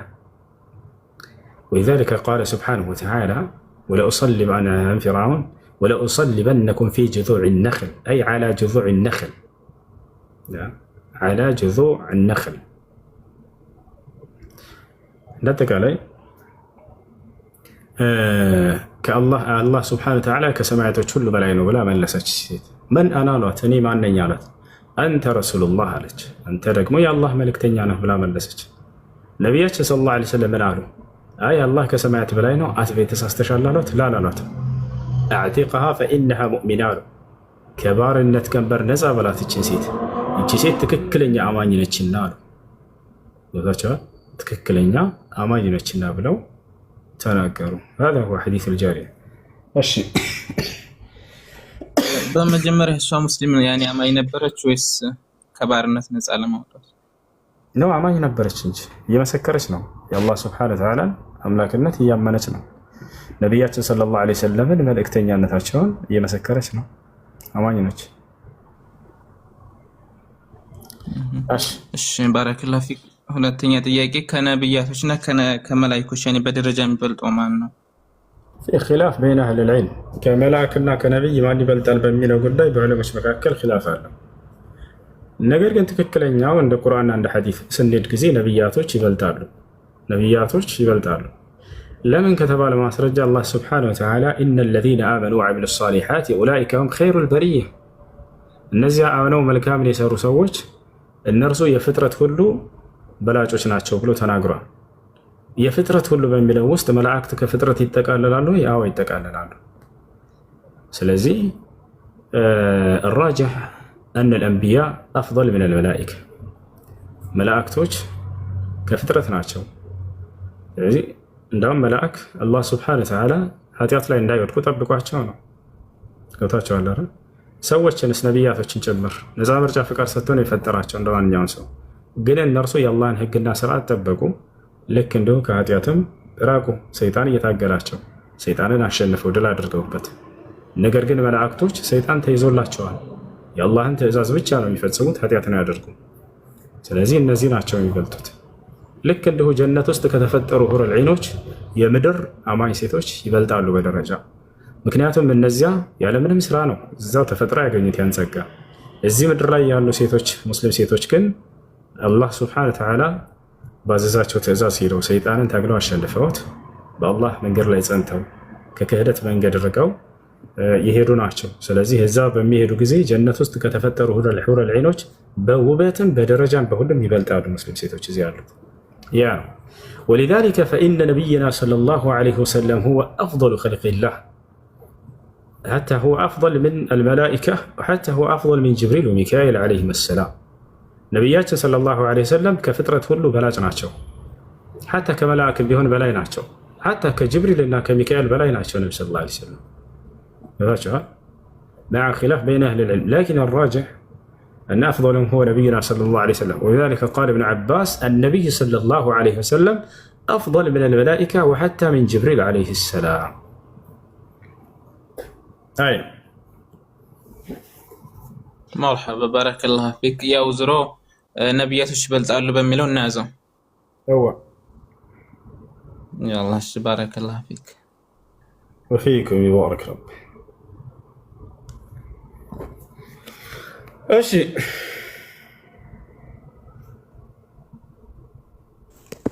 ሰላም አለይኩም። አለይኩም ሰላም። ሰላም ነው? አልሐምዱሊላህ። እኔ ጥያቄ ነበረኝ። የኔ ሴትዮ ማለት ነው አሰሪ ታጨሳለች እና እኔ መጀመሪያ ከኢትዮጵያ ስመጣ ተስማምቼ አልመጣሁም። በዚህ በምግብና በጽዳት ነበር የመጣሁት። ከዛ እዚህ ከመጣሁ በኋላ ስሪ አለችኝ እና ሌላ ቤት መቀየር ፈልጋለሁ ብዬ ቢሮዎች ላይ ደውዬ ሳናግራቸው አይቻልም አሉ። በአጠቃላይ አሁን እኔ የምሰራው ገንዘብ የሐራም ይሆንብኛል? ለምስኪኖችና ለመስጊድ መስጠት እችላለሁ ወይስ አልችልም? እነማዳም ቤት ተቀጥራቸው የምትሰሩ ሰዎች ሽሻ ነው አይደል ያልሽው? አዎ ሽሻ ማጨስ ሐራም ነው። ለሚያጨሱ ሰዎች መስራት ያንን ነገር ሐራም ነው። ዑለሞች ፈትዋ ሰጥተውበታል። እዚያ ነገር ላይ መተባበር ከሐራም ነው የሚሆነው። እሺ አሁን ስለ ገንዘቧ ነው ጥያቄው እህታችን። ለምሳሌ ከሐራም ምንጭ ገንዘብ የሚያገኝ ሰው መጥቶ ቢጋብዘን መብላት እንችላለን? አንችልም። ለሁለት ይከፈላል ወይንም ለሶስት። ከሐራም ምንጭ የሚያገኝ የሆነ ሰው ከሐላል ምንጭም ያገኛል። ለምሳሌ አጽድታ ሰርታ የምታገኘው እነዚህ ከሐላል ናቸው። በዚህ በኩል ደግሞ በሐራም ቢከፈለው ሊኖር ይችላል። ወይንም ደግሞ አንድ ነጋዴ እንውሰድ። ለምሳሌ ይህ ሰው ሱቁ ውስጥ ሲጃራ ይሸጣል። ልክ እንዲሁ ደግሞ ሐላል ነገራቶችን ይሸጣል፣ ሩዝ፣ ስኳር ምናምን። ይሄ ሰው ቢጋብዘን ሄደን እንበላለን? አንበላም። በቤቱ እንበላለን? አንበላም። የሰዎች ገንዘብ ለሶስት ይከፈላል። ወይ ሙሉ በሙሉ ከሐላል ምንጭ የሚገኝ ነው፣ ወይንም ሙሉ በሙሉ ከሐራም ምንጭ የሚገኝ ነው፣ ወይንም ከሐላል እና ከሐራም ቅልቅል የሆነ ገንዘብ ነው። ከሐላል ምንጭ ብቻ የሆነውን እንበላለን፣ ከሐራም ምንጭ ብቻ የሆነውን አንበላም። ሁለቱም ቅልቅል ከሆነ ግን ከየትኛው እንዳቀረበልን የማናውቅበት ግብዣ መጥቶ ቢጋብዘን ይሄ ሰው የገንዘብ ምንጩ ከሐላልም ከሐራም ቅልቅል ነው፣ ከየትኛው እንደጋበዘን አናውቅም። በዚህ ጊዜ እንበላለን። ኃጢአቱ በራሱ ላይ ይሆናል። هذا ما افتى به ابن عثيمين رحمه الله تعالى። ለታችኋል ነቢያችን ሰለላሁ ዐለይሂ ወሰለም የሌላ እምነት ተከታዮች ይጋብዟቸው ነበር። ያለምንም ጥርጥር ከሐራም ሊያገኙ ይችላሉ እነዚያ ሰዎች አይደል እንዴ? ከሐላልም ሊያገኙ ይችላሉ። ፍየል አርዳ ጋበዘቻቸው አንዲት አይሁድ። ነቢያችን ሰለላሁ ዐለይሂ ወሰለም አይ ካፍር ነችና አልበላም አላሉ። ይህ ነው። ስለዚህ ከየትኛው ምንጭ እንደጋበዛቸው የማታውቁት ከሆነ ነገር ግን የገንዘብ ምንጭ ሰውየው ከሐላልም ከሐራም ቅልቅል የሆነበት ሰው ኃጢአቱ በራሱ ላይ ይሆናል፣ ያንን ከሐራም ሰርቶ ማምጣቱ። እናንተ ግን ያንን ከየት እንደሆነ እስካላውቃቸው ድረስ ብትበሉ ችግር የለውም። በትክክል ግን ይሄ ሰውዬ ያመጣው ምንጩ ሙሉ በሙሉ የገንዘቡ ምንጭ መገኛው ከሐራም ምንጭ ብቻ እንደሆነ ካወቃችሁ የዛኔ አትበሉ። ይሄን ይመስላል። ለማንኛውም እሺ። እና የምመክርሽ እህት ምንድነው ከዚያ ቦታ ውጭ ከቻልሽ ንገሪያቸውና ሰው ምን ያቻ ይሄን ነገር እኔ ሽሻ ልሰራ ልጠጣሁን በሏቸው። በነገራችን ላይ ከዚህ በፊት ተናግሬያለሁ። አረቦች ተቀጥራችሁ ሄዳችሁት እናንተ ለምሳሌ ቤት ለማጽዳት ሊሆን ይችላል። ተጨማሪ በጎን ግን ሽሻ ሊያሰሯችሁ ይችላሉ። ለሽሻው እንዳልገባችሁ ልታውቁ ይገባል። ስትዋዋሉ ጊዜ ከዚያ ለቤት ጽዳት ተብለው ነው በቃ ተስማምታችሁ የመጣችሁ። እናንተ ግን ያንን በሚያሰሯችሁ ጊዜ እኔ የሐራም ስራ መስራት አልፈልግም ይሄ ሐራም ነው ብላችሁ አስረዷቸው። አንረዳም ካሉ የዑለሞችን ፈትዋ አውጥታቸው አሳያቸው። ያው ከዚያ በኋላ ራሳቸውን ችለው እዛ ሊያጨሱ ይችላሉ። ገብታችኋል? ዳዕዋ አድርግላቸው ከተቀበሉ ሰየው፣ እምቢ ካሉ አትጠይቁብን። ከዚያ በኋላ አይ ይሄን ካልሰራችሁ ብለው ካስገደዷችሁ የዛኔ በቃ ወደ መክተቡ ሰደኝና ስራ መቀየር ፈልጋለሁ ይባላችሁ። ወይም የመክተባቸውን ኃላፊ ሄዳችሁ ማናገርና ስራ እንዲቀይሩላችሁ ማድረግ። ይሄን ያለው መንገድ። እሺ ስለዚህ ከኔ ከገንዘቤ ላይ ለምስኪኖች ማብላትና ለመስጂድ መስጠት እችላለሁ አልችልም የሚለው መጀመሪያ ሐራሙን መስራትሽን እሱን ትኩረት አድርጊበት። ያንን ነገር እኔ አልሰራም ከዚህ በኋላ ባያቸው። ከተቀበሉ ሰየው፣ አንቀበልም ካሉ እነዚህ ሰዎች ለመክተብ ሄደሽ የማመልከት ነገር አድርጊና ስራቸውን ቀይሩ። እዛው ላይ ለምን ትቆያለሽ? ያ ገንዘብሽ አንቺ ለሰደቃ ይሆናል ወይ? ከሁለቱም ምንጭ የሚገኝ ነው። አንቺ ጽዳት ሰርተሽ ነው የምታገኝ አንድ ገንዘብ ደሞዝሽን የሚሰጡሽ። ይሄ ሰደቃን የሚከለክል ነገር አይደለም። ገንዘብሽ ለሰደቃ ይሆናል። አይ ሌላም ጥያቄ አለ። እሺ ሌላ ደግሞ ፈጅር ሰላት አንዳንዴ ያልፈኛል። አላርም ሞላና አልሰማውም ያልፈኛል ማለት ነው። ከዛ እንደተነሳው ሰግዳለሁኝ። ፈጅርን ከሰገድኩ በኋላ የዙሁርን ሱና አወጣለሁ። ይቻላል አይቻልም? ከዙሁር በፊት የሚሰገደውን ሱና ሰግዳለሁ ፈጅርን ከሰገድኩ በኋላ ማለት ነው። ድጋሚ ጥያቄሽን። ፈጅር ያልፈኝና የፈጅር ሰላት ያልፈኝና ከእንቅልፌ እንደተነሳው እሰግዳለሁ አወጣለሁ ቀዷ ማለት ነው። ከዛ ደግሞ ቀዷን ከወጣው በኋላ ከዙሁር በፊት የሚሰገደውን ሱና በዛው ሰግዳለሁ። እሺ ዙሁር አዛን ከመባሉ በፊት ነው አይደል የምትነሽው? እሺ ለማንኛውም የሱብሒ ሶላት አይለፋችሁ። አላርም ቀጥራችሁ ተኙ። ጓደኞቻችሁ እንዲደውሉላችሁ አድርጉ። ነገር ግን ይህ ሁሉ ሞክራችሁ ሳትነሱ ከቀራችሁ በተነሳችሁ በሰዓት ወዲያው መስገድ አለባችሁ። በየትኛውም ሰዓት ብትነሱ ነቢያችን ሰለላሁ ዐለይሂ ወሰለም መን ነሲየ ሶላተን አው ናመ ዐንሃ ፈልዩሰሊሃ ኢዛ ዘከረሃ አሉ። ሶላትን ረስቶ ያለፈበት ወይ በእንቅልፍ ምክንያት ያለፈበት ሰው በተነሳ ሰዓትና ባስታወሰ ሰዓት ይስገድ ብለዋል። የዛኔ ትሰግዳላችሁ። ነገር ግን አውቃችሁ ሆን ብላችሁ አታሳልፉ። ነቢያችን ሰለላሁ ዐለይሂ ወሰለም ላ ተትሩክ ሶላተከ ሙተዓሚደን ፈመን ተረከ ሶላተሁ ሙተዓሚደን ፈቀድ በሪአት ሚንሁ ዚማ ብለዋል። አደራ ሶላትን አውቀህ ሆን ብለህ እንዳትተው ብለው ተናግረዋል። አላህ ማን ነው ሶላትን አውቀህ ሆን ብሎ የተወሰው ከአላህ ጋር ያለውን ቃል ኪዳን አፍርሷል ብለዋል። የአላህ ቃል ኪዳን ከእርሱ ጠርቷል ብለዋል። ምን አለን ከአላህ ስብሐነሁ ወተዓላ ዘንድ ቃል ኪዳን እኛ ሙስሊሞች ሶላት በመስገዳችን ከተባለ ቃለ ነቢ ሰለላሁ ዐለይሂ ወሰለም خمس صلوات في اليوم والليلة افترضهن الله على العباد فمن أداهن فله عهد من الله بأن يدخله الجنة በቀንና በሌሊት 5 አውቃት ሶላቶችን አላህ በባሪያዎች ላይ ግዴታ አድርጓል። እነዚህንም ጠብቆ ለሰገደ ሰው አላህን ጀነትን ሊያስገባው ቃል ኪዳን ገብቶላቸዋል አሉ። ይህን ቃል ኪዳን አፍርሷል አሉ ነቢ ሰለላሁ ዐለይሂ ወሰለም። ይህን ቃል ኪዳን አጥቷል አውቆ ሆን ብሎ ሶላቱን የተወሰዋል። ስለዚህ አውቃቸው አትተው። በተለይ የሱብሒ ሶላት አደራ። የሱብሒ ሶላት ከአላህ ስብሐነሁ ወተዓላ ዘንድ በጣም ትልቅ ቦታ ያሰጣቸዋል። ነቢያችን ሰለላሁ ዐለይሂ ወሰለም ሐዲስ ላይ መን ሰለል በርደይን ደኸለል ጀና ነው። ሁለት የብርዳማ ሰው ወቅት ሶላቶችን የሰገደ ጀነት ገባ ነው። አንዱ የሱብሒ ሶላት ነው፣ ሁለተኛው የዐሱር ሶላት። የሱብሒ ሶላት መስገድ የትክክለኛ አማኝ መገለጫ እንደሆነ ገልጸዋል። የሱብሒን ሶላት ማሳለፍ ደግሞ የመናፍቅነት ምልክት እንደሆነ ገልጸዋል። አውቆ ሆን ብሎ የሚያሳልፍ ሰው قال الشيخ عبد العزيز بن باز رحمه الله تعالى تفويت صلاة الفجر وصلاة العشاء بسبب النوم من علامات المنافقين የሱብሒ ሶላትና የዒሻን ሶላት በተለይ በእንቅልፍ ምክንያት አውቆ ሆን ብሎ ማሳለፍ ይህ የሙናፊቆች ምልክት ነው ብሏል። ይህን ከየት ነው ያገኘው ሼክ አብዱልዓዚዝ ብን ባዝ ከተባለ ከዚህ ከነቢ ሰለላሁ ዐለይሂ ወሰለም ሐዲስ ነው።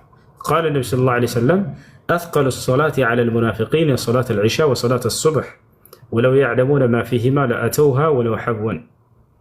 በመናፍቅ ላይ ከባባድ ሶላቶች የዒሻ ሶላትና የሱብሒ ሶላት ናቸው አሉ ነቢ ሰለላሁ ዐለይሂ ወሰለም። በእነዚህ ውስጥ እነዚህም በመስገድ ውስጥ የሚገኘውን ምንዳ ቢያውቁ ኑሮ ግን እየተንፏቀቁም ሄደው ቢሆን ወደ መስጅድ በሰገዱ ነበር አሉ። በጣም ታላቅ ምንዳ አለው። ስለዚህ እርሱን መስገድ አለባቸው። እሺ ሌላኛው ጥያቄሽ ምን ነበረ? ቀልዋ ከወጣሁኝ በኋላ የዙሁርን ሱና ሰላት ሰግዳለሁ፣ አዛን ሳይል በፊት ማለት ነው። የዙሁር ሱና ሶላት አዛን ከተባለ በኋላ ነው ቀብልያ የሚሰገደው።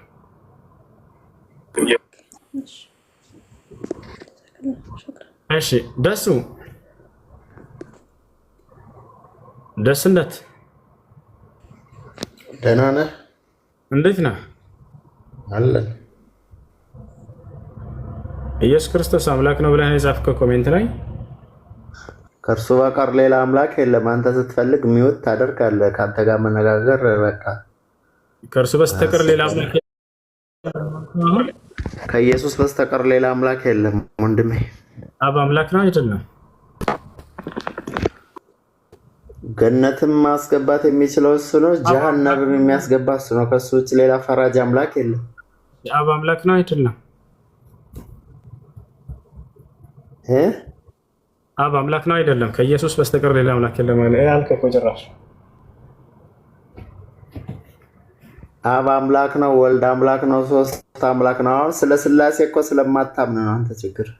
አሁን ጥያቄው ልመልስ። ከኢየሱስ ክርስቶስ በስተቀር ሌላ አምላክ የለም ብለሃል። አብ አምላክ ነው ወይንስ አይደለም? አብ አምላክ ነው፣ ወልድ አምላክ ነው፣ መንፈስ ቅዱስ አምላክ ነው። በአንድነትና በሶስትነት ጸንቶ ለዘላለም ይኖራል ነው በቃ። እሺ ከኢየሱስ ክርስቶስ በስተቀር አምላክ የለም ስላልክ ነው አብ ኢየሱስ ክርስቶስ ነው ወይንስ አይደለም እኮ? እግዚአብሔር ማለት በአካል ሶስት በመለኮት አንድ የምንለው ማለት ነው። አብ ኢየሱስ ክርስቶስ ነው ወይንስ አይደለም? በአካል ሶስት፣ አብ አካል ነው፣ ወልድ አካል ነው፣ መንፈስ ቅዱስ አካል። እሺ ስለዚህ ሶስቱም ፈጣሪዎች ናቸው። አብም ወልድም መንፈስ ቅዱስም ሶስቱም ፈጣሪዎች ናቸው። አዎ ሶስት አብ አምላክ ነው፣ ወልድ አምላክ ነው፣ መንፈስ ቅዱስ አምላክ ነው። ግን ሶስት አምላክ አይባልም፣ አንድ አምላክ ይባላል። አብ እግዚአብሔር ነው፣ ወልድ እግዚአብሔር ነው፣ መንፈስ ቅዱስ እግዚአብሔር ነው። ሶስት እግዚአብሔር አይባልም። በመለኮቱ አንድ እግዚአብሔር ይባላል። እሺ የኢየሱስ ክርስቶስ መለኮት የአብም የወልድም የመንፈስ ቅዱስም የሶስቱም መለኮት አንድ መለኮት ነው አይደለ? አንድ መለኮት ነው። በጣም ጥሩ። በድንግል ማርያም ማህፀን ውስጥ መለኮት ከክርስቶስ ስጋ ጋር ተዋህዶ አብሮ ተጸንሷል አልተጸነሰም?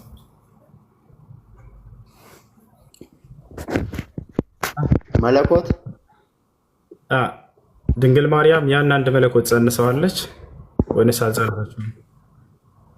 ቃሉን ነው የጸነሰችው። እሷ ወዴት ትሄዳለህ? ቃል ታዲያ አምላክ አይደል እንዴ? እግዚአብሔር አይደል እንዴ?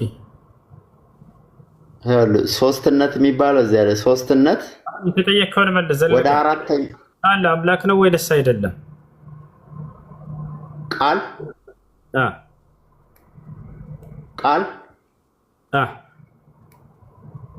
ቃል እግዚአብሔር ነው ራሱ። ቃልም እግዚአብሔር ነው ይላል እኮ። እግዚአብሔርን ጸንሰዋለች። እግዚአብሔርን ነው የጸነሰችው፣ እግዚአብሔርን ነው የወለደችው። በጣም ጥሩ። እግዚአብሔር አንድ እግዚአብሔር ነው ያለው አይደለ? ወይንስ ሶስት እግዚአብሔር ናቸው? በእግዚአብሔርነቱ አንድ እግዚአብሔር ይባላል። በአካልነቱ ሶስት አካል አለው።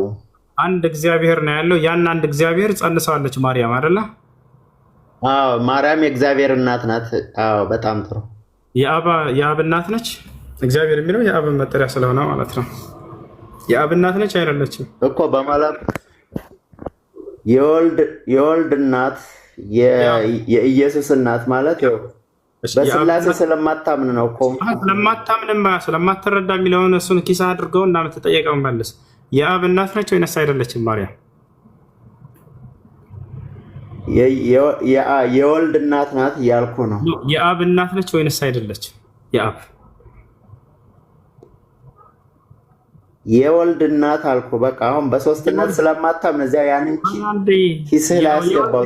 ወይንስ አይደለችም አላልኩም። እግዚአብሔር የሚለው የአብም የወልድም የመንፈስ ቅዱስም መጠሪያ ነው አይደለ? አብም እግዚአብሔር ይባላል፣ ወልድም እግዚአብሔር ይባላል፣ መንፈስ ቅዱስም እግዚአብሔር ይባላል አልኩ እኮ።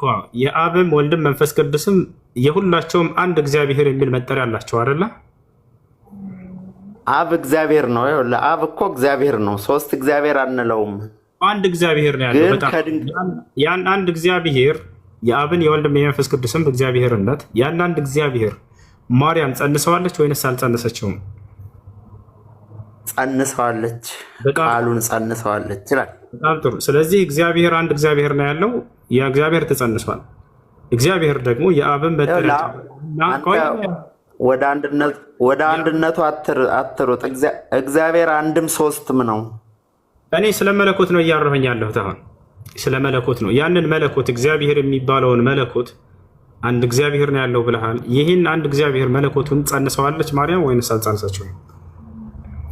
እግዚአብሔር አንድም ሶስትም የሚለውን ካላመንክ በቃ እዛ በቃ እንትን አትልም።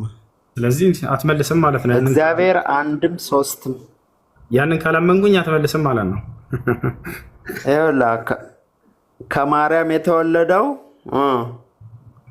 ከማርያም ሲወለድ ላይ በዙፋኑ ከሶስትነቱ አልጎደለም። እሺ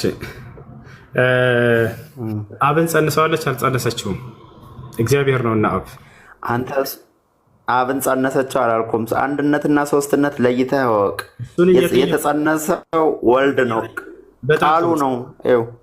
ስለዚህ እግዚአብሔር ሙሉ በስጋ የመጣው በስጋ የተወለደው ቃሉ ነው። አንተ በግ ነህ አይደለህም? የኢየሱስ ክርስቶስ አንተ ፍየል ስትሆን እኔ በግ ነኝ። ኦኬ፣ ፍየል መሆን ታሳየኛለህ። አንተ ግን በግ ነህ አይደለ? ኢየሱስ ክርስቶስ እኔ የኢየሱስ ክርስቶስ በግ ነኝ። ክርስቶስ ደግሞ እንደ መጽሐፍ ቅዱስ የእግዚአብሔር በግ ነው። እሱ ደግሞ አይደለ? አንተ ደግሞ የአላህ ፍየል ነህ። ታሳየኛለህ፣ ችግር የለውም። እኔ እንደ መጽሐፍ ቅዱስ እንደ ማስረጃ አሳይሃለሁ። መጽሐፍ ቅዱስ ላይ ዮሐንስ አየውና ኢየሱስ ክርስቶስን ያውና ይህ ኢየሱስ የእግዚአብሔር በግ ነው ይላል። ስለዚህ ኢየሱስ ደግሞ የእግዚአብሔር በግ ነው አይደለ? ስለዚህ አንተ የበግ በግ ነህ ማለት ነው አይደለ? ደሱዬ እሱን ኪሳ አስገባው እና እኮ አንተ ኢየሱስ በግ ነኝ አለ። ስማ እንደ መጽሐፍ ቅዱስ እንደ ማስረጃ ቆይ አንዴ አይደለማ የበግ በግ ሳይሆን አንተ የበግ በግ በበግ ቤት በግ ገባ በል እንግዲህ። ቻው ሚዩት ሳታረገኝ እወጣለሁ። ከዚህ በኋላ መናቀቻለሁ ወንድሜ። ሚዩት ልታረገኝ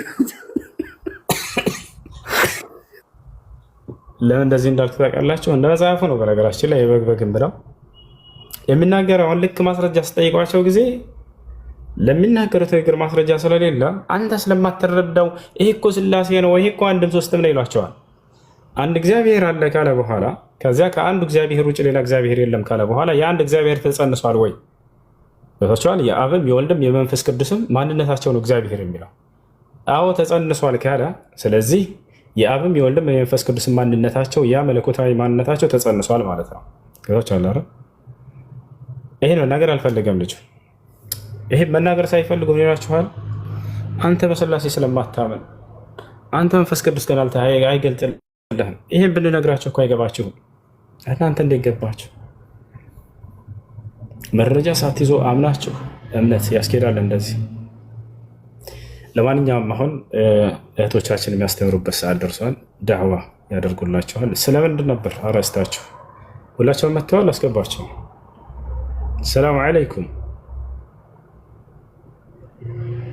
ወአለይኩም ሰላም።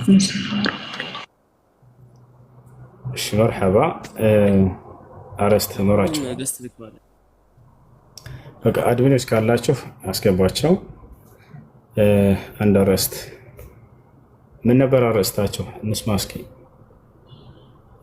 የአምልኮተ ማርያም በክርስትና ነው። ክርስትና ላይ እንግዲህ ማርያምን አናመልካትም ይላሉና መጽሐፋቸው ምን ይላል የሚለው እያንዳንዳቸውን የሚያሳዩናል ዛሬ እህቶች ማለት ነው።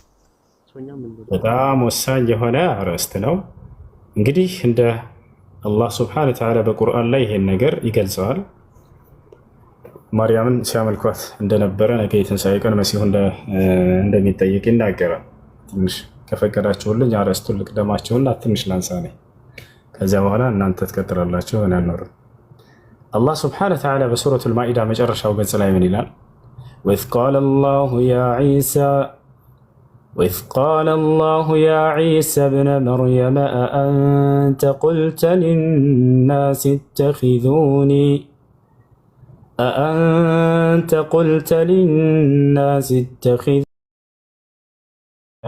ሚን ዱኒላህ قال سبحانك ما يكون لي أن أقول ما ليس لي بحق إن كنت قلته فقد علمته تعلم ما في نفسي ولا أعلم ما في نفسك إنك أنت علام الغيوب ما قلت لهم إلا ما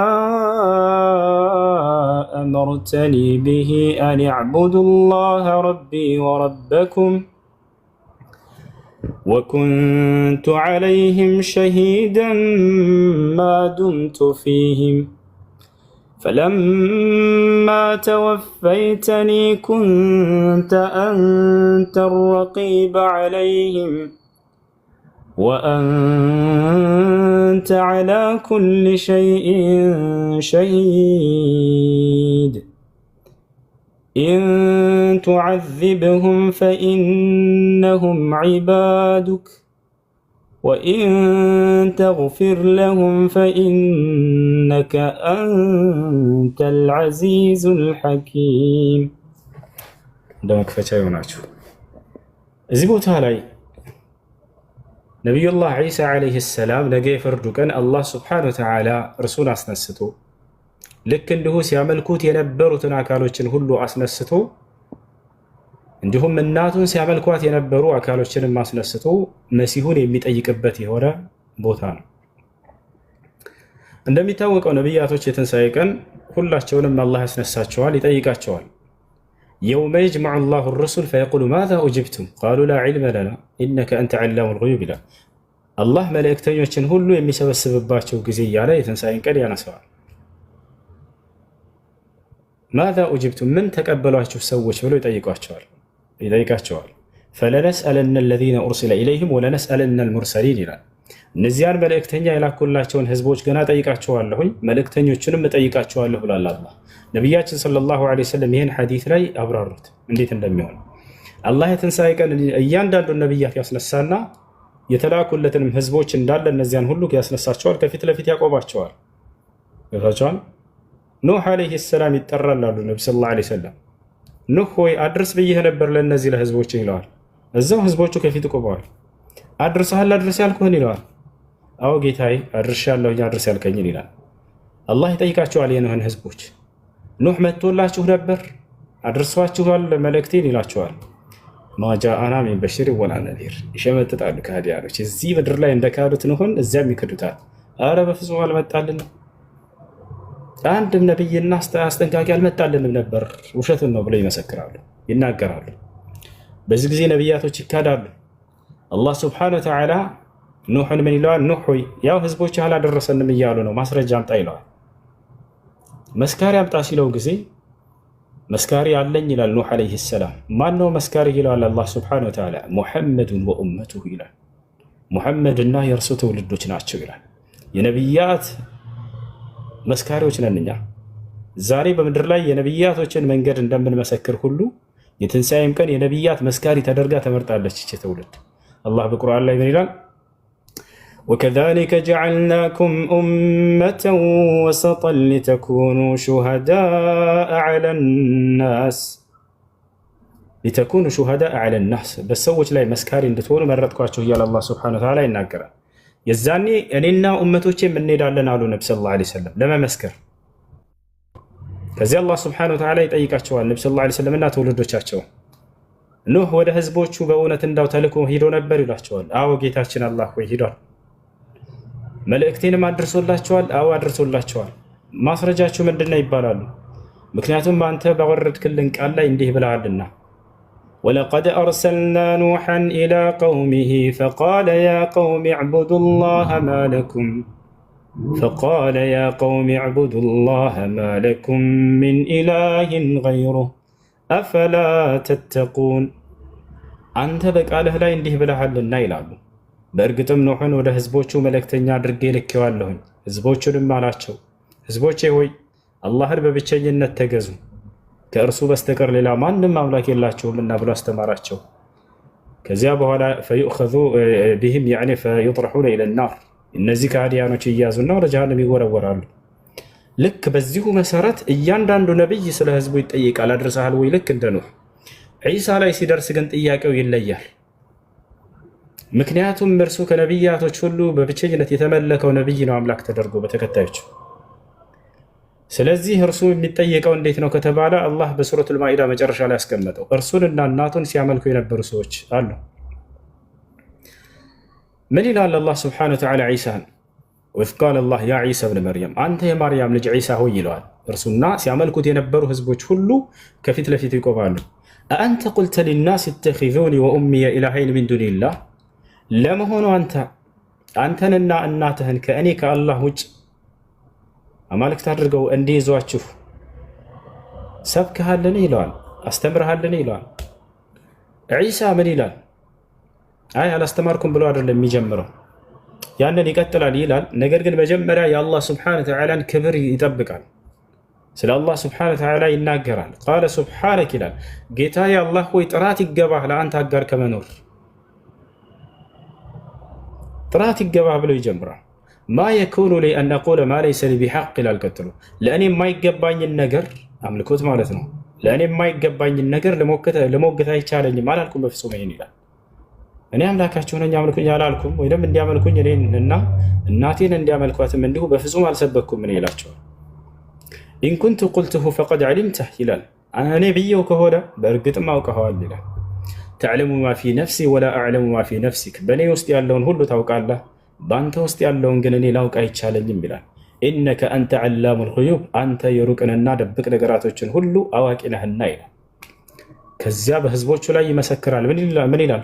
ማ ቁልቱ ለሁም ኢላ ማ አመርተኒ ቢሂ አን ዕቡዱ ላህ ረቢ ወረበኩም፣ አንተ ያዘዝከኝን እንጂ አላልኳቸውም። እኔም ያልኳቸው የእኔንም የእናንተንም ጌታ የሆነውን አላህን በብቸኝነት ተገዙ ብቻ ነው ያልኳቸው። እኔ በፍጹም እኔንና እናቴን እንዲያመልኩ አልሰበኳቸውም። እነዚህን ሰዎች የእኔንም የእናንተንም ጌታ የሆነውን አንዱን አምላክ አላህን ተገዙ ብቻ ነው እኔ ያልኳቸው። ይህን ነበር አንተም አድርስ ያልከኝ፣ ይህን ያደረስኩት እኔ ነው። ወኩንቱ ዐለይሂም ሸሂደን ማ ዱምቱ ፊህም ይላል ዒሳ፣ በመካከላቸው እስከነበርኩበት ጊዜ ድረስ አብሬያቸው ነበርኩኝ ይላል። ፈለማ ተወፈይተኒ ኩንተ አንተ ረቂብ ዐለይሂም፣ አንተ ከወሰድከኝና ካሳረግከኝ በኋላ ግን አንተ ነበርክ በእነርሱ ላይ ጠባቂያቸው። ምድር ላይ ምን እንደሚከሰት እኔ አላውቅም ከዚያ በኋላ ጌታዬ ይላል። ዒሳ ዐለይሂ ሰላም እስካለሁኝ ድረስ አብሬያቸው ነበርኩ። እነዚህን ሰዎች ያስተማርኳቸውም ይሄን ብቻ ነው። እኔንና እናቴን እንዲጣሩ ወይም እንዲያመልኩ በፍጹም እኔ አልሰበኩም ብሎ ይናገራል። ፈለማ ተወፈይተኒ ኩንተ አንተ ረቂብ ዐለይሂም ወአንተ ዐላ ኩሊ ሸይኢን ሸሂድ፣ አንተ በሁሉ ነገር ላይ ተመልካች ነህ ያለህ ነህ እያለ ይናገራል ዒሳ ዐለይሂ ሰላም። እና እዚህ ቦታ ላይ መቼ እሷን አመለክን የሚሉ ሰዎች ሊነሱ ይችላሉ። ክርስቲያኖች በጣም በርካታ ጭፍራዎች ናቸው። አንድ ጭፍራ ብቻ አይደለም። ገብታችኋል አይደል? አሁን እንኳ ካለው ኦርቶዶክስ አለ፣ ፕሮቴስታንት አለ፣ ጆቫዎች አሉ፣ ካቶሊኮች አሉ፣ እየተለያዩ አሉ። ከዚህ በፊት ምን የሚባሉ ፊርቃዎች ነበሩ፣ አሁንም ድረስ አሉ። በነገራችን ላይ ምናልባት ኢትዮጵያ ላይ ላይኖሩ ይችላሉ እንጂ አልመርየምዩን የሚባሉ ነበሩ። ማርያማውያን ወይም ተብለው የሚጠሩ መርየምዩን ሼኹል ኢስላም ኢብኑ ተይሚያ ሌሎችም እንዳለ ገልጸዋቸዋል። በእነሱ ጊዜ የነበሩ ሁላ ናቸው። ቸዋል እነዚህ መርየምዩን የሚባሉ ማርያም አምላክ ነች ብለው የሚያምኑ ወይም እርሷን ለአምልኮ የሚሰሩላት የነበሩ አካሎች ነበሩ። ይህንን ደግሞ ይበልጥ እህቶች ዛሬ ያብራሩላቸዋል ኢንሻአላህ። ቸዋል ይህ እስካሁን ድረስ መጽሐፉም ላይ ያለ ነገር ነው። ሐታ በኦርቶዶክስ መጽሐፍቶች ላይ ዛሬ ላይ የሚገኙት ላይ ለማርያም የአምልኮት መስዋዕት እንደሚያቀርቡላት ልክ እንዲሁ ለማርያም እንደሚገዙ ቃል በቃል ተቀምጧል። ግን ትገዙላት አላቸው ብለው ብትጠይቋቸው አይ አንገዛም ይላሉ። መጽሐፋቸው ላይ ያለ በረብ አድርገው ይገዙላታል። ቦታቸዋል አይደል? ይህን ይመስላል። ዛሬ በዚህ ጉዳይ ትምህርት ይኖራል። ሁላችሁም ተከታተሉ፣ እንዳትወጡ። ክርስቲያኖች ትጠቀማላችሁ። መጨረሻ ላይ ጥያቄ የሚኖራችሁ ነገር ካለ በሚናገሩት ነገር ላይ ገብታችሁ እነሱ መጠየቅ ትችላላችሁ። ለማንኛውም ዋናው ዓላማችን ምንድን ነው? አንድና ብቸኛ የሆነውን አምላክ ለእርሱ ብቻ አምልኩ፣ ተገዙ። ለአብርሃም፣ ለኢስሐቅ፣ ለያዕቁብ አምላክ ለዚያ ለአንዱ አምላክ። ክርስቶስም ሆነ እናቱ ማርያም ጻድቆች ናቸው። ከጻድቆች መካከል አላህ ስብሐነ ወተዓላ ማርያምን ጻድቅ ነች ብሎ በቁርአን ላይ ተናግሯል። ነቢያችን ሰለላሁ ዐለይሂ ወሰለም ጻድቅ ነች ብሎ ተናግረውላታል። ግን ለአምላክ የሚገባውን የአምልኮ ስርዓት ለአንድም ለነቢይም ሆነ ለጻድቃን መስጠት አይገባምና ማርያምና መሲሁን እነርሱን አምልኮ ከመስራት እነርሱን ከመገዛት ተቆጥባችሁ የማርያም የአብርሃም የኢስሐቅ የያዕቆብ የመሲሁን የነ ሙሴን አምላክ የሆነውን አንዱን አምላክ አላህ ስብሐነ ወተዓላን ወደ መገዛት እንድትመጡ ጥሪ እናደርግላቸዋለን። ወሰላሙ አለይኩም ወረሕመቱላሂ ወበረካቱሁ። እህቶች ቀጥሉ። ግን እናስተካክልልን። ምን ገስቱን አስተካክለውና ኦኬ፣ ገስቱን በ9 አድርገውና አድሚኖች አሉ መሰለኝ። አድሚኖች አስተካክሉላቸው እስኪ። በዚህ ነው አይደለ? ነው ከዚህ በላይ አለ። በቃ እንደዚህ አድርገውና 8 አድርገታ አንዱን አስተሳሰፋው ይስተካከላልና ሌሎች እህቶችም አሉ አድሚኖችና አስገባቸው። ገስት ልከዋሉ። አድሚኖች እንትን በሉላቸው፣ ተቆጣጠሩላቸው። ቀጥሉ። ባረከላሁ ፊኩም። ኦኬ፣ በዛው ወይሱ ሞዴሬት ሰጠኝና እንዳስገባቸው እህቶቹን ሌሎችም ካላወቁ 30 ሰው ሳይሞላ አይቀርም ፋሩቄ። እስኪ ለማንኛውም ሌላ ሰው እስኪ የሚወጡ ሰዎች እዚህ የማያገለግሉን ሰዎች ካሉ ከአድሚኖቹ መካከል እነሱን ላሰጣቸውና እንትን አደርጋለሁ። እሺ እሺ እሺ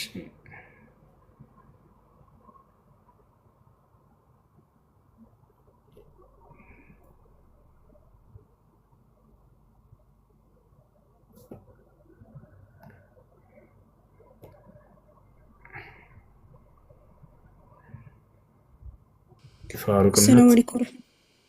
ሰላም ወራህመቱላሂ ወበረካቱ። ፋሩቅ ቦታ ተገኝቶላል። ስልጣንን ሁሉ አሳልፌ ሰጥቻለሁ። በገስት ላይ ባሉት ላይ ሁሉ ትፈርድ ዘንድ ስልጣንን ሁሉ አሳልፌ ሰጥቻለሁ። እሺ አየሽ ዘከላ በቃ አሁን እኔ ሌሎቻችሁ ወረዱና እኛ እኔም ብሎድ እህቶች ካላችሁ ገብት ራኩ ምናምን ነገር ሰላም አለይኩም ነው አስገባችሁ ቀጥይ ሞድ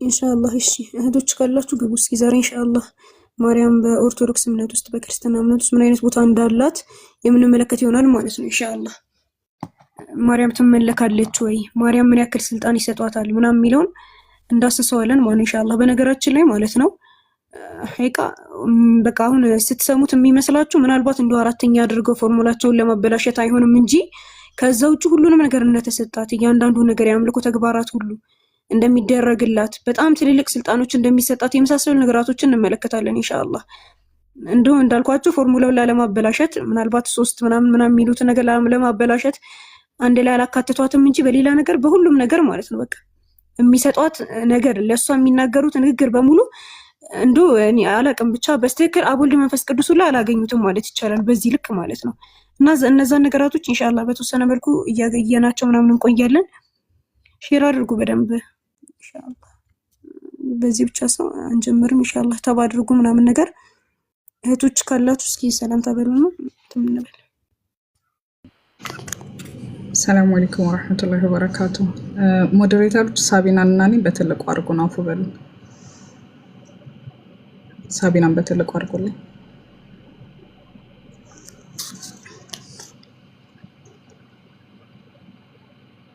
ሳቢናንና እኔን ጃስሚንንና ሳቢናን ትልቁ ላይ አድርጉን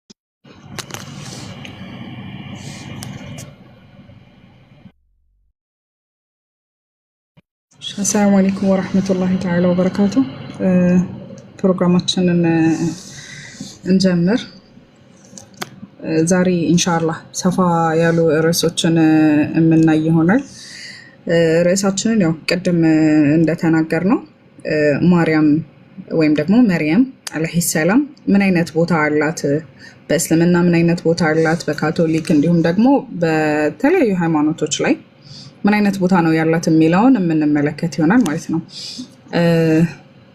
ከዛ በፊት ግን እስቲ በእስልምና መርየም ምን አይነት ቦታ ነው ያላት መርየም ማነች የሚለውን ትንሽ ከኔና ከሳቢና ጋር እንቆይ ሳቢያለሽ አላህ እሰማለሁ ና ሰማያለሽ እህቴ مرحبا بسم الله الرحمن الرحيم الحمد لله رب العالمين وصلى الله وسلم على سيدنا محمد وعلى اله وصحبه اجمعين እንግዲህ የዛሬው ርዕሳችን እንግዲህ እንደተናገሩት እህቶች አምልኮተ ማርያም በክርስትና የሚል ርዕስ ነው ያዘውና ከዛ በፊት ግን አስቀድመን ማርያም ወይም ደግሞ መርየም ማነች የሚለውን እናያለን ማለት ነው እንግዲህ እዚህ ምድር ላይ በጣም በሰዎች መካከል ኺላፍ ከተነሳባቸው እና በጣም ብዙ አይነት አቋሞች ከተንጸባረቀባቸው ሰዎች መካከል መርየም ቢንት ኢምራን እና የሷ ልጅ የሆነው ኢሳ ኢብኑ መርየም አይደለ በሰዎች መካከል በጣም ብዙ አይነት የሆኑ ሐሳቦችን ያስተናግዳሉ ከፊሎች ምን ያደርጋሉ እነሱን ያለ አግባብ ያለ ቦታቸው እጅግ ከፍ አድርገው የአምላክነትን ቦታ ይሰጧቸዋል በተቃራኒው ደግሞ የነሱን ቦታና ቀድር ባለማወቅ በጣም ያነሰ የተዋረደ ቦታ እየሰጧቸዋል ማለት ነው ነገር ግን እኛ ሙስሊሞች አላህ Subhanahu Wa Ta'ala በተከበረው ቃሉ በሱረቱል በቀራ ላይ የሚለው وكذلك جعلناكم أمة وسطا የሚለውና እኛ የነሱን ቦታ በትክክል ከፍም ሳናደርጋቸው ቦታቸውንም ያለ አግባብ ሳናውል ዝቅም ሳናደርጋቸው በትክክለኛ ያላቸውን ደረጃና ያላቸውን ቀጥ እናስቀምጣለን ማለት ነው ስለዚህ ከማን ነው የምንጀምረው ማለት ነው ከመርየም አለይሃ ሰላም ማለት ነው። ስለዚህ ስለ መርየም ደግሞ ስናወራ ምን ብለን ነው የምንነሳው? መርየም አለይሃ ሰላም መጀመሪያ ማነች? ከየት ቤተሰብ ነው የመጣችው ብለን ደግሞ ስናነሳ አላህ Subhanahu Wa Ta'ala እሷን እጅጉን አክብሮ በስም እንግዲህ ቁርአን ላይ የትኛውም ሴት ስትጠቀስ በስም አልተጠቀሰችም እና የሷን ግን በስም ጠቅሶ ከዛ በኋላ ለብቻዋ ምዕራፍን ሰጥቶ በምዕራፍ ካስቀመጠ በኋላ የሙሉ ቤተሰቧንም ደግሞ እንግዲህ ከሱረቱል በቀራ ቀጥለን የምናገኘው ምዕራፍ አለ አይደለ? ሱረቱ አሊ ኢምራን የኢምራን ቤተሰብ ምዕራፍ አለ። ከዛ ደግሞ የሷ ደግሞ የብቻዋ የመርየም ምዕራፍ አለና ይሄንን እናያለን ማለት ነው። አላህ Subhanahu Wa Ta'ala ለቤተሰብ አለ ሱረቱ አሊ ኢምራን ላይ ምን ይለናል? በቁጥር 33 ላይ አስቀድሞ ምን ይላል? ኢነላህ አስጣፋ አደመ ወኑሐን ወአለ ኢብራሂም ወአለ ኢምራን አለ العالمين አላህ Subhanahu Wa Ta'ala በዓለማት ላይ ማንን መረጠ? አደምን መረጠ፣ ኑህን መረጠ። ከቤተሰቦችም ደግሞ ሁለት ቤተሰቦችን መርጧል። የኢብራሂምን ቤተሰብና የኢምራን ቤተሰብ አስበልጧል ማለት ነው። ስለዚህ አላህ ከመረጠውና ከፍ ካደረጋቸው ቤተሰቦች ውስጥ አላህ የኢምራንን ቤተሰብ ነው። የኢምራን ቤተሰብ ኢምራን አለ፣ ኢምራቱ ኢምራን አለች ማለት ነው። እነዚህ አቢድ የሆኑ አላህን Subhanahu የሚገዙ ቃኒት የሆኑ የአላህ ባሮች ናቸው ማለት ነው። ስለዚህ ከቤተሰቡ ነው መመረጥ የሚጀምረው ከመርየም ሳይሆን ከመርየም ቤተሰቦች ነው ማለት ነው። ቤተሰቧ ራሱ የተመረጠ የሆነ ቤተሰብ ነው ማለት ነው። ስለዚህ ከዚህ ከተመረጠ ቤተሰብ አባላት ሆነች የመጀመሪያ ኢምራቱ ኢምራን ነች አይደለ? ከተመረጡት ውስጥ መርየም ብቻ ሳትሆን በነገራችን ላይ አላህ Subhanahu Wa Ta'ala በጣም የሚገርመው ሳቢ የመርየም እናት የሆነችዋን ሐና ዱዓዋን አላህ Subhanahu Wa Ta'ala ቁርአን ላይ ጠቅሶታል። ሱረቱል ኢምራን ላይ አላህ Subhanahu Wa Ta'ala ሐና ምን ብላ ዱዓ እንዳደረገች ለአላህ Subhanahu Wa Ta'ala ምን አይነት ዱዓ እንዳቀረበችለት በሚገርም ሁኔታ ለህዝቡ ለኛ እንድናቅ ጠቅሶልናል ማለት ነው ቁርአን ላይ። እና አላህ Subhanahu Wa Ta'ala በተከበረው ቁርአን ላይ ምን ይለናል? ኢምራን ባለቤት ሐና እዚህ ጋር እንግዲህ ዱዓ እያደረገች ነው። አላህ Subhanahu Wa Ta'ala እየነገረ ነው። የኢምራን ባለቤት ሐና ጌታዬ ሆይ እኔ በሆዴ ውስጥ ያለውን ጽንስ ነፃ የተደረገ ሲሆን አለች ለአንተ ተሳልኩኝ ከእኔም ተቀበል አንተ ሰሚና አዋቂ ነህ ባለች ጊዜ አስታውስ ይላል ማለት ነው። ስለዚህ ሐና የመርየም እናት የሆነችው ሐና ምን ብላ ነበረ ስለትን የተሳለችው? ይቺን ሴት በጸንሳ ይቺን ሴት ግን ምን ነበረ ስለት የተሳለችው? ላንተ ነች ለአላህ ነች ብላ ስለተስላ ነበረ ማለት ነው። ከዛ አሁንም ታሪኩ ይቀጥላል። ምን ይላል?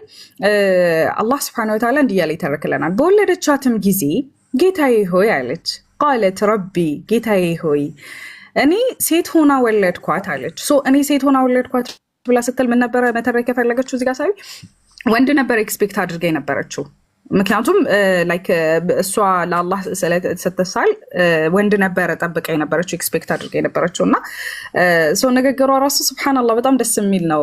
ጌታዬ ሆይ አለች እኔ ሴት ሆና ወለድኳትኝ አላህም የወለደችውን አዋቂ ነው አለች። እኔ የወለድኩትን አንተ ታውቃለህ አለች።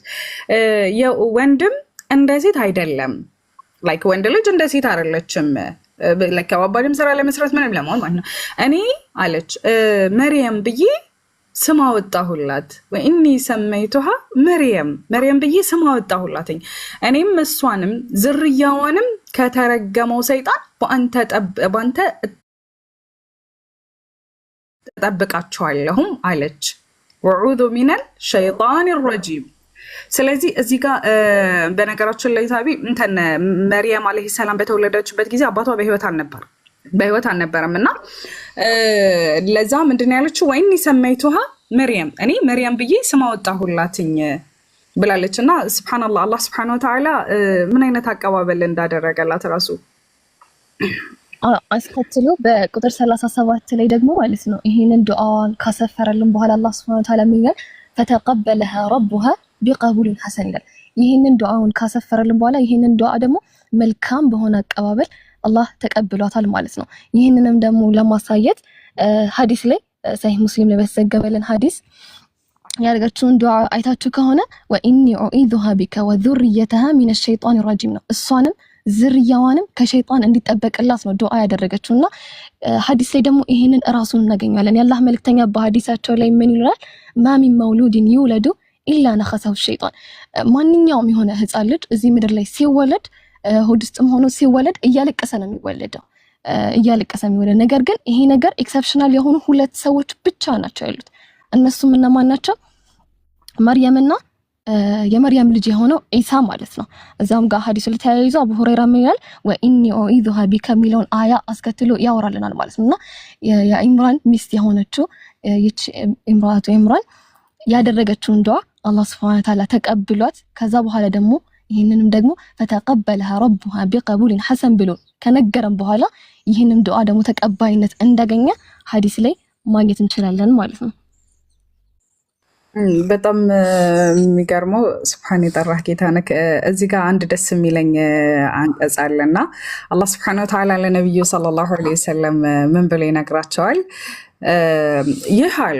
ይህ ወደ አንተ የምናወርደው የሆነው ከሩቅ ወሬዎች ነው አላህ Subhanahu Wa Ta'ala ቁርአን ላይ ብዙ ቀሰሶችን ታሪኮችን ለነብዩ ሰለላሁ ዐለይሂ ወሰለም ተረኮላቸዋል አይደል እንዲሁም ለኛ ተረኮልናልና ስለዚህ ምን ይላል ይህ ወደ አንተ የምናወርደው ከሩቅ የሆኑ ወሬዎችን ነው መርየምን ማን እንደሚያሳድጋት ብዕሮቻቸውን ለዕጣ በጣሉ ጊዜ ከእርሱ ዘንድ አልነበርክም በሚከራከሩም ጊዜ እነሱ ዘንድ አልነበርክም ይላል የምንድነው መርየም አለይሂ ሰላም ከተወለደች በኋላ እሷን ማን ያሳድጋት በማለት ሰዎች ዕጣ ይጣጣሉ ነበር እና ዕጣ ከተጣጣሉ በኋላ ዕጣው ለማን ደረሰ ለዘከሪያ ደረሰ ማለት ነው አላህ Subhanahu Wa Ta'ala ይሄንን ግን ለነብዩ ሰለላሁ ዐለይሂ ወሰለም ምን ብሎ ይላቸዋል ዕጣኩ በሚጣጣሉ ሰዓት ያንን እኔ ልውሰዳት በሚባባሉ ሰዓት ምን አልከው እዛ ጋር አንተ አልነበርክም ወላኪን እኛ ምን እናረጋለን ምን ገይብ ከሩቅ በሆነው ወሬዎች እኛ እንተርከላለን እያለ ለነብዩ ሰለላሁ ዐለይሂ ወሰለም ይነግራቸዋል ማለት ነው ከዛ ይሄንን ካየን በኋላ እንግዲህ አላህ Subhanahu Wa Ta'ala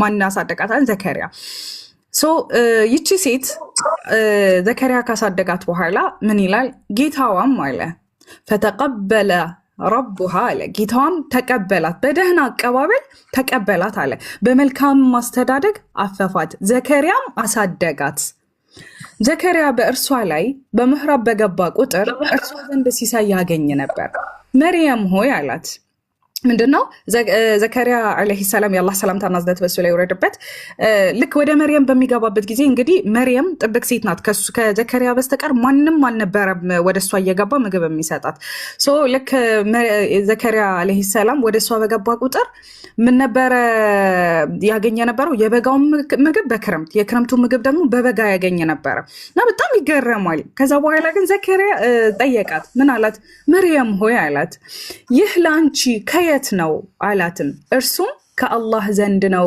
አላህ ለሚሻው ሰው ሲሳይን ያለ ድካም ይሰጣል ብላ መለሰችለት ማለት ነው እንደውም ሰቢና እዚህ ጋር ምን ታሪክ ያስተውሰኛል በዚህ አጋጣሚ ይሄንን ባለችው ጊዜ ዘከሪያ እንደምናውቀው ልጅ አልነበረውምና ሁናሊክ ይላል እዛ ጋር ዘከሪያ ምን እንተመጣለት አላህ ያሻውን የሚረዝቅ ከሆነ ታዲያ ለኔ ልጅ ብጠይቀው አይረዝቀኝም ብሎ እንደው ይሄንንም ሰበብ ሆነ አላህ Subhanahu Wa Ta'ala ልጅን እንደጠየቀው ቁርአን ላይ ታሪኮች አለን ማለት ነው ግን ይሄንን ካነሳና ይቀር ሰቢና አንድ እንድትነግርኝ የምፈልገው ነገር ምን መርየም ማነች እዚህ ቁርአን ላይ እንደዚህ አላህ አክብሮ የሰየማት በሷ በስሟ ቁርአንን ወርዳ ምዕራፍን የሰየመላት ሴት ማናት መርየም ማናት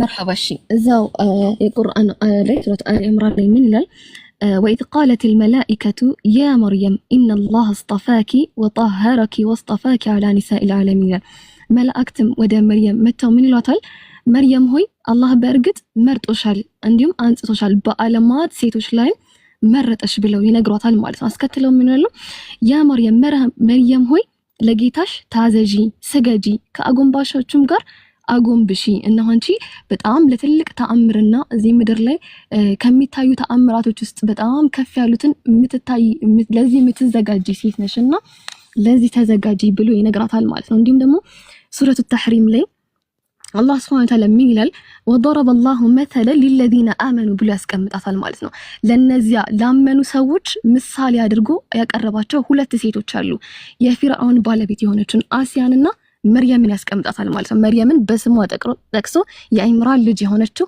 መርየም ይላታል ቁጥር 12 ላይ ምን ይላል ወመርየም ابنة عمران ብሎ የኢምራን ልጅ የሆነችው መርየም ማለት ያቺ ራሷን የጠበቀችው ሀፍረተ ገላዋን የጠበቀችውን ምሳሌ ያደረገ በእርሱም ውስጥ ከመንፈሳችን ነፋን በጌታዋ ቃላት በመጽሐፍቱ አረጋገጠች ከታዛዦችም የነበረች ሚነል ቃኒቲን የነበረች እጅግ ታዛዥ የነበረችና ለምእመናን ምሳሌ ተደርጋ መቅረብ የምትችል ድንቅ ሴት ነበረች ብሎ ያስቀምጣታል ማለት ነው።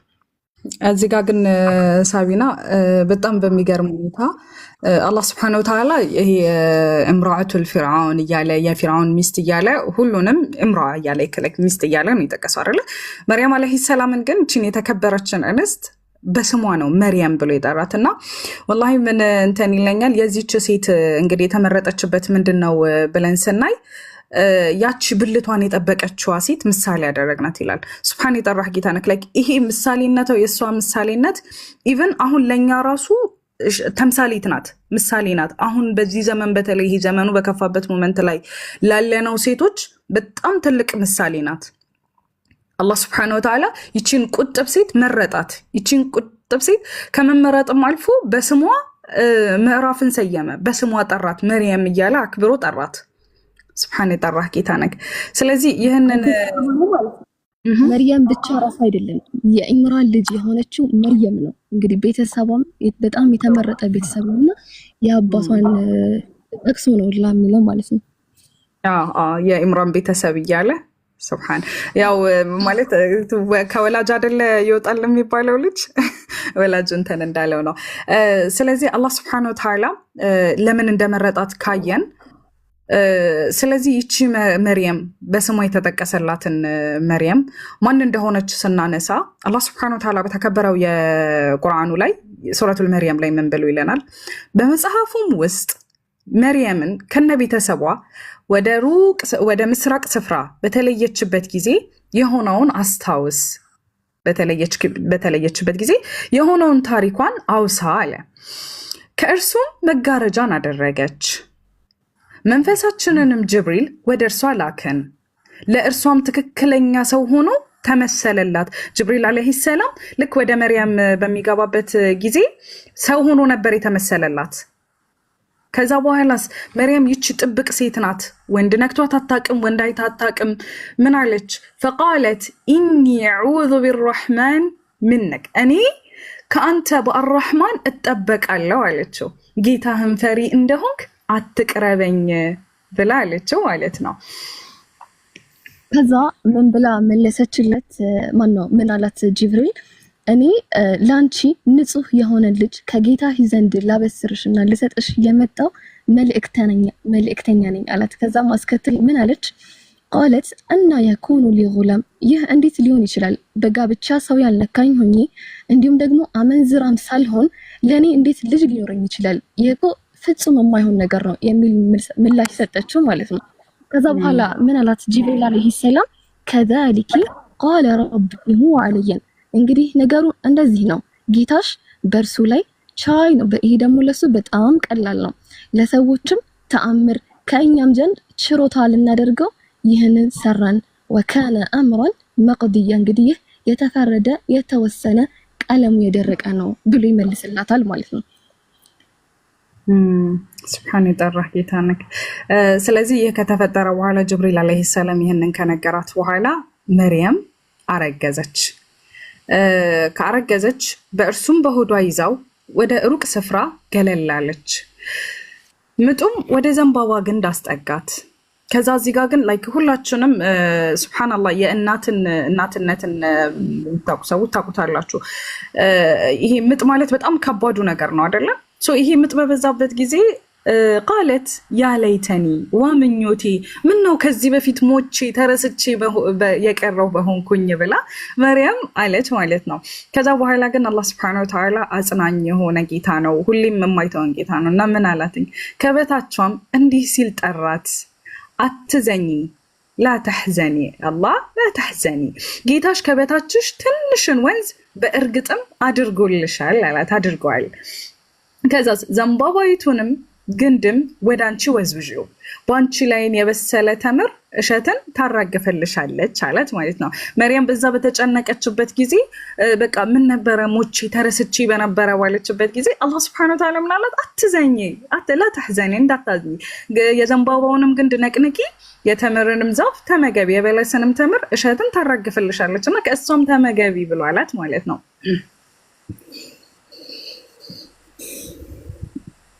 እና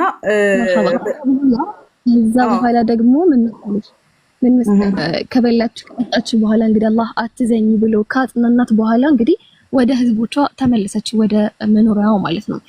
فأتت به قومها تحمله እንግዲህ በእርሱም የተሸከመችው ሆና ወደ ዘመዶቿ መጣች ማለት ነው። ከዛ በኋላ አዩት፣ ህዝቦቿ አዩት፣ ህፃን ልጅ ይዛ ታቀፋን የመጣችውና በዚህም ጊዜ ምን አሏት? ቃሉ ያ መርየም لقد جئت شيئا ፈሪያ፣ መርየም ሆይ በእርግጥ በጣም ከባድ የሆነ ስራን ሰራሽው፣ ምንድን ያመጣሽው? ምን ጉድ ነው ይዘሽ የመጣሽው አላት። ያ እኽተ ሃሩን፣ የሃሩን እህት ሆይ ማ ካነ አቡኪ امرأ سوء وما كانت